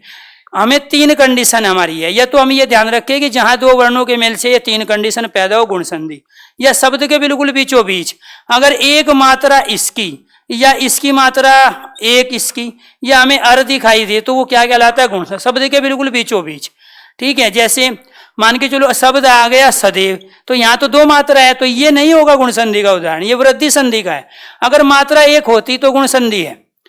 अब मान के चलो कहीं आपने देख लिया ऐश्वर्य राय या ऐश्वर्या देख लिया और जी एक मात्रा आ रही है, बेटे बीच में होनी चाहिए। कहाँ होनी चाहिए मात्रा? बीच में। बीच में नहीं है, यहाँ शुरू में है। और यहाँ इनके दोनों के टुकड़ों का अर्थ होना चाहिए, न तो ये मात्रा बीच में आई न इन दोनों का अर्थ है, इसलिए इसमें कोई संधि नहीं है। शब्द के बीच में कभी आप ऐश्वर्य राय में भी गुण संधि कर दो, जी एक मात्रा दिखाई दे रही है इसलिए ऐश्वर्य में भी क्या है, गुण संधि है। संधि होती है शब्द के बिल्कुल बीचों बीच, तो बिल्कुल बीच में आपको देखना होता है। जैसे शब्द आ गया सप्तऋषि दोस्तों, यह शब्द आ गया महर्षि या देव ऋषि या योग ऋषि, क्लियर। तो यानी कि कोई भी ऋषि आ जाए या ब्रह्म ऋषि आ गया, ये इन सब में भी कौन क्या है, गुण संधि है। क्यों संधि है? क्योंकि ये इसकी कंडीशन है, अर वाली कंडीशन है। तो आपको ये ध्यान रखना है, जैसे शब्द आया सप्त और ऋषि, तो यहां पर आपको ये ध्यान रखना है, इसमें से क्या लेंगे ए, इधर से क्या लेंगे हम री, तो ए और री लेंगे तो क्या बन गया अर। और जहां अर बनता है वहां कौन सी संधि होती है, क्योंकि इसको तो हम रे ही बोलते हैं। और जहां अर बनता है वो कौन सी संधि हुई, गुण संधि। तो ये दोनों देखो क्या है, ये विजातीय विपुल वर्ण है, अलग अलग है, छोटे वर्ण है, तो इसको गुण संधि को बोलते हैं। कि जहां विजातीय विपुल वर्ण, विजातीय मतलब होता है विजातीय विपुल वर्णों का मेल। विजातीय मतलब अलग अलग, अलग अलग है, ठीक है। विपुल मतलब छोटे, छोटे हैं, छोटा है, छोटा री है। तो जहां विजातीय विपुल वर्णों का मेल हो उसे गुण संधि कहते हैं। अब आप इसको देखो, जब आपने सप्त में से ए ले लिया तो इधर क्या बच गया, आधात है। और जब आपने री ले लिया तो इधर क्या बच गया, सी बच गया। आपने री यहां लिया, अब आपको ये मिलाना है, और ए लगाओ इसमें और रे लगाओ इसमें, तो शब्द क्या बन गया। या आप लगाना नहीं चाहते तो आप यहीं लिख लो, जरूरी नहीं है आप यहां लगाओगे, यहां पे लिखो और यहां पे लिखो रे, उच्चारण करके देखो। और जब किसी आधे व्यंजन के साथ हम स्वर इस्तेमाल कर रहे हैं तो हमें उसे को पूरा लिखना पड़ता है। तो यहाँ क्या हो जाएगा, ये सप्त। और चूंकि जो ये रे बच गया, इसको काउंट कहाँ करते हैं, हम हमेशा यही करते हैं। तो इसको कैसे लिखेंगे हम, यहाँ इसके ऊपर। तो पहले कंडीशन ये बनी, दूसरी ये बनी, तीसरी कंडीशन में जाके हमारे पास शब्द आ गया सप्तऋषि, क्लियर। दूसरे देखो इनको शब्द को करके, जैसे शब्द आ गया, ये हम करके दिखा रहे हैं महर्षि। एक शब्द आ गया महा और दूसरा आ गया ऋषि, क्लियर। तो महर्षि में यहाँ क्या आया, आ, इधर क्या आया, री आया। तो यहाँ पे ये बड़ा है, ये छोटा है, लेकिन यहाँ बनेगा क्या, आर। तो अर बने या आर, बेटे वो मात्रा है, तो अर बने या आर बने, बात एक ही बात है, ठीक है। तो यहाँ जब आर बना है तो कौन सी संधि होगी, गुण। जब आपने आ यहाँ ले लिया तो ये क्या बच गया। जब भी हम नीचे हलंत लगा देते हैं ना किसी के नीचे, तो उसका मतलब वो आधा है। बहुत सारे शब्द ऐसे हैं जिनको हम आधा नहीं लिख सकते, तो वहां हलंत लगा देते हैं, याड़ी तिरछी रेखा। तो यहाँ जब आ ले लिया तो मह बच गया, री लिया तो इधर क्या बच गया, सी बच गया दोस्तों। तो अब यहाँ जब दोनों को मिला के आर, आ लगाओ यहाँ पे, रे लगाओ यहाँ पे, शब्द क्या बन गया, महर्षि। या आप नहीं लगाना चाहते तो फिर आप ऐसा करो, यहाँ पे ये है को आधा लिखने दो और रे, अब इसका उच्चारण कर लो एक बार। इसका उच्चारण क्या करोगे आप, महर्षि। क्या उच्चारण करोगे, महर्षि, महर्षि। तो ये आपको ध्यान रखना है, ऐसे ये शब्द बने हैं। इसके बाद यहाँ पे देव ऋषि क्या बनेगा, देव और ऋषि, ठीक है, यहाँ पे क्या आएगा ए, इधर क्या आएगा री, ए और री मिलके क्या बना अर, और जहाँ अर बनता है कौन सी संधि, गुण संधि। तो यहाँ ये दो विपुल विजातीय वर्ण, इसलिए गुण संधि आ गई। जब आपने ए निकालिया तो वह बच गया आधा, री यहाँ निकाला तो इधर बच गया सी, ठीक है, और यहाँ पे क्या बन गया अर, ए लगाओ इसमें रे यहाँ, तो शब्द क्या बन गया देव ऋषि। ठीक है, इसी के बाद योग ऋषि, योग ऋषि कैसे बनेगा, यहाँ योग और इधर क्या बन गया ऋषि, तो यहाँ पे ए निकाला, इधर से क्या निकाला हमने री, तो ये ए और री निकालने के बाद क्या बन गया अर, और जब अर निकाल लिया तो क्या बन गया हमारा गुण संधि। तो जब इसमें से निकाल लिया तो यहाँ क्या बच गया आधा गए, अब इसमें से निकाला यहाँ क्या बच गया सी, अभी जब आपने निकाल लिया तो दोनों को जोड़ के क्या बन गया अर, ए इसमें लगाओ रे यहाँ, तो शब्द क्या बन गया योग ऋषि। ब्रह्म ऋषि को देखो, यहाँ एक शब्द क्या है हमारा ब्रह्म, दूसरा क्या है इसके अंदर ऋषि, यहाँ पे क्या लेंगे ए, है आधा है मैं पूरा है, मैं में से क्या ले लिया ए, क्योंकि ब्रह्म ए कह रहे हैं लास्ट में, यहाँ क्या ले रहे हैं हम री, तो शब्द क्या बन गया अर जहाँ अर बनता है वहाँ कौन सी संधि होती है दो वर्णों के मेल होने पर, वो गुण संधि। जब आपने ए निकाल लिया तो इधर क्या बच गया आधा में, जब री निकाला तो इधर क्या बच गया सी, अब ए लगाओ इसमें रे लगाओ यहाँ, तो शब्द क्या बन गया ब्रह्म ऋषि। तो दोस्तों आपको ये ध्यान रखना है, कुछ नहीं कंडीशन, जहां शब्द के बिल्कुल बीचों बीच एक मात्रा दिखाई दे, एक मात्रा का मतलब ये हो गया कि शब्द आ गया परवेंदर, एक मात्रा आ गई वही होगा, दूसरा हो ही नहीं सकता। ठीक है, शब्द आ गया सतेंद्र, तो यहाँ क्या हो जाएगा एक मात्रा, ये किसकी मात्रा है इसकी, शब्द आ गया महोदय, तो महोदय में ये मात्रा किसकी है इसकी। ठीक है, शब्द आ गया सप्त ऋषि, तो सप्त ऋषि में क्लियर दिखाई दे रहा है दोस्तों कि ये वाला रे ये है और यहाँ ये क्या है ए है, तो ये ए और री की कंडीशन कहाँ होती है ये भी। तो जहां भी आपको शब्द के बिल्कुल बीचों बीच एक मात्रा इसकी या एक मात्रा इसकी या आपको अर या आर दिखाई दे, वे सारे के सारे एग्जाम्पल गुण संधि के होते हैं। तो बस सारी चीजें आप भूल जाओ, बस इतनी सी चीज आपको याद रखनी है, क्योंकि टाइम हो चुका है, बाकी कल कराएंगे दोस्तों। कि सजा दीर्घ संधि वहां होती है जहां दो एक जैसे वर्ण आपस में मिलते हो। इसके बाद यण संधि वहां होती है जहां शब्द के बिल्कुल बीचों बीच यह लैवे हो और उससे पहले कोई आधा व्यंजन हो। गुण संधि वहां होती है जहां शब्द के बिल्कुल बीचों बीच एक मात्रा या तो इसकी हो या इसकी हो या इनकी हो, तो वहां गुण संधि। वृद्धि संधि वहां होती है जहां दो मात्रा हो, जैसे दो मात्रा किसकी होगी इसकी और इसकी, इनकी दो मात्रा होती है। इससे कौन से शब्द बनेंगे सदैव, इससे कौन से शब्द बनेंगे महाऔषधि। तो यानी कि जब दो मात्रा है और जितने भी शब्द के बिल्कुल बीचों बीच में संधि होती है, कोई भी दुनिया का शब्द हो उसका अर्थ होना चाहिए। तो जैसे ही आप दो मात्रा देखोगे वे सारे एग्जाम्पल किसके होंगे वृद्धि संधि के होंगे। तो आपको यह ध्यान रखना है वृद्धि संधि के अंदर दोस्तों, क्योंकि गुण संधि आपकी कंप्लीट हो गई, वृद्धि संधि में क्या होगा, जैसे शब्द आ गया एक एक, या शब्द आ गया तथैव, या शब्द आ गया वनौषधि, या शब्द आ गया महोज। तो यहाँ क्या है दो मात्रा दो मात्रा दो मात्रा दो मात्रा, तो ये दो मात्रा किसकी है इसकी, और यहाँ ये दो मात्रा किसकी है इस वाले औ की। जहाँ इसकी और इसकी दो मात्रा शब्द के बीच में दिखाई दे वे सारे एग्जाम्पल वृद्धि संधि के। अयादि संधि की कंडीशन ये है कि जितने भी शब्द होंगे तीन वर्ण तीन अक्षर अर्थात तीन ध्वनि से मिलकर बनेंगे, जब भी टुकड़े करेंगे कोई अर्थ नहीं होगा। जैसे शब्द आ गया नयन, अयादि का वो एग्जाम्पल क्या होंगे, जैसे नयन शब्द आ गया, यहाँ पे पवन शब्द आ गया, पावक शब्द आ गया, ठीक है, या इसके बाद में नायक शब्द आ गया। तो यहाँ ये क्या है एक दो तीन एक दो तीन एक दो तीन एक दो तीन, कहीं से भी तोड़ लो कोई अर्थ नहीं होगा। सारे शब्द क्या होंगे तीन वर्णों से मिलके बनेंगे, मात्रा तो अलग होती है, कभी आप इसको भी काउंट करो आ। यहाँ वर्ण देखो न ये न, पे वे न, पे वे के, न ये के, यहाँ तीन वर्ण होंगे तीन अक्षर होंगे अर्थात तीन ध्वनि होगी। किसे मिल के बना, कहीं से भी तोड़ोगे कोई अर्थ नहीं है, सारे अयादी संधि। अयादी में क्या होता है, या तो शुरू में क्या मिलेगा आपको, अय मिलेगा, या शुरू में क्या मिलेगा, आओ, या शुरू में क्या मिलेगा, आओ, या शुरू में क्या मिलेगा, आय। तो जहां पर अय, आओ, आय, आय दिखाई दे वे सारे एग्जाम्पल किसके होते हैं, अयादी संधि के।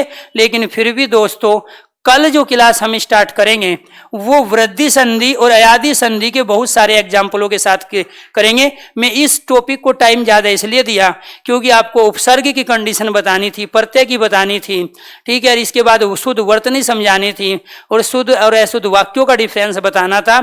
इसलिए ये ऐसा टॉपिक है, अगर हमने ढंग से ये कर लिया तो हम वर्णमाला, उपसर्ग, प्रत्यय, इसके बाद में वर्तनी, शुद्ध और अशुद्ध और शुद्ध वाक्यों के अच्छी तरह से हम समझ सकते हैं। इसीलिए कल हम यहां से शुरू करेंगे। आज के लिए इतना ही दोस्तों, आप अपने से प्रैक्टिस करके देखो, जब टॉपिक कंप्लीट हो जाएगा एक भी डाउट नहीं बचेगा, ये दावा है। आपको ये ध्यान रखना, डाउट तब तक है जब तक चीजों को आप सही फ्रीक्वेंसी में सही चीजों के साथ लिंक करके नहीं चलते हो। तो जितने भी आपके पास डाउट है सारे रखो, उनका सॉल्यूशन खुद करोगे, कंडीशन हम बताएंगे, सॉल्यूशन आपका रहेगा। आज के लिए इतना ही, धन्यवाद, नमस्कार दोस्तों।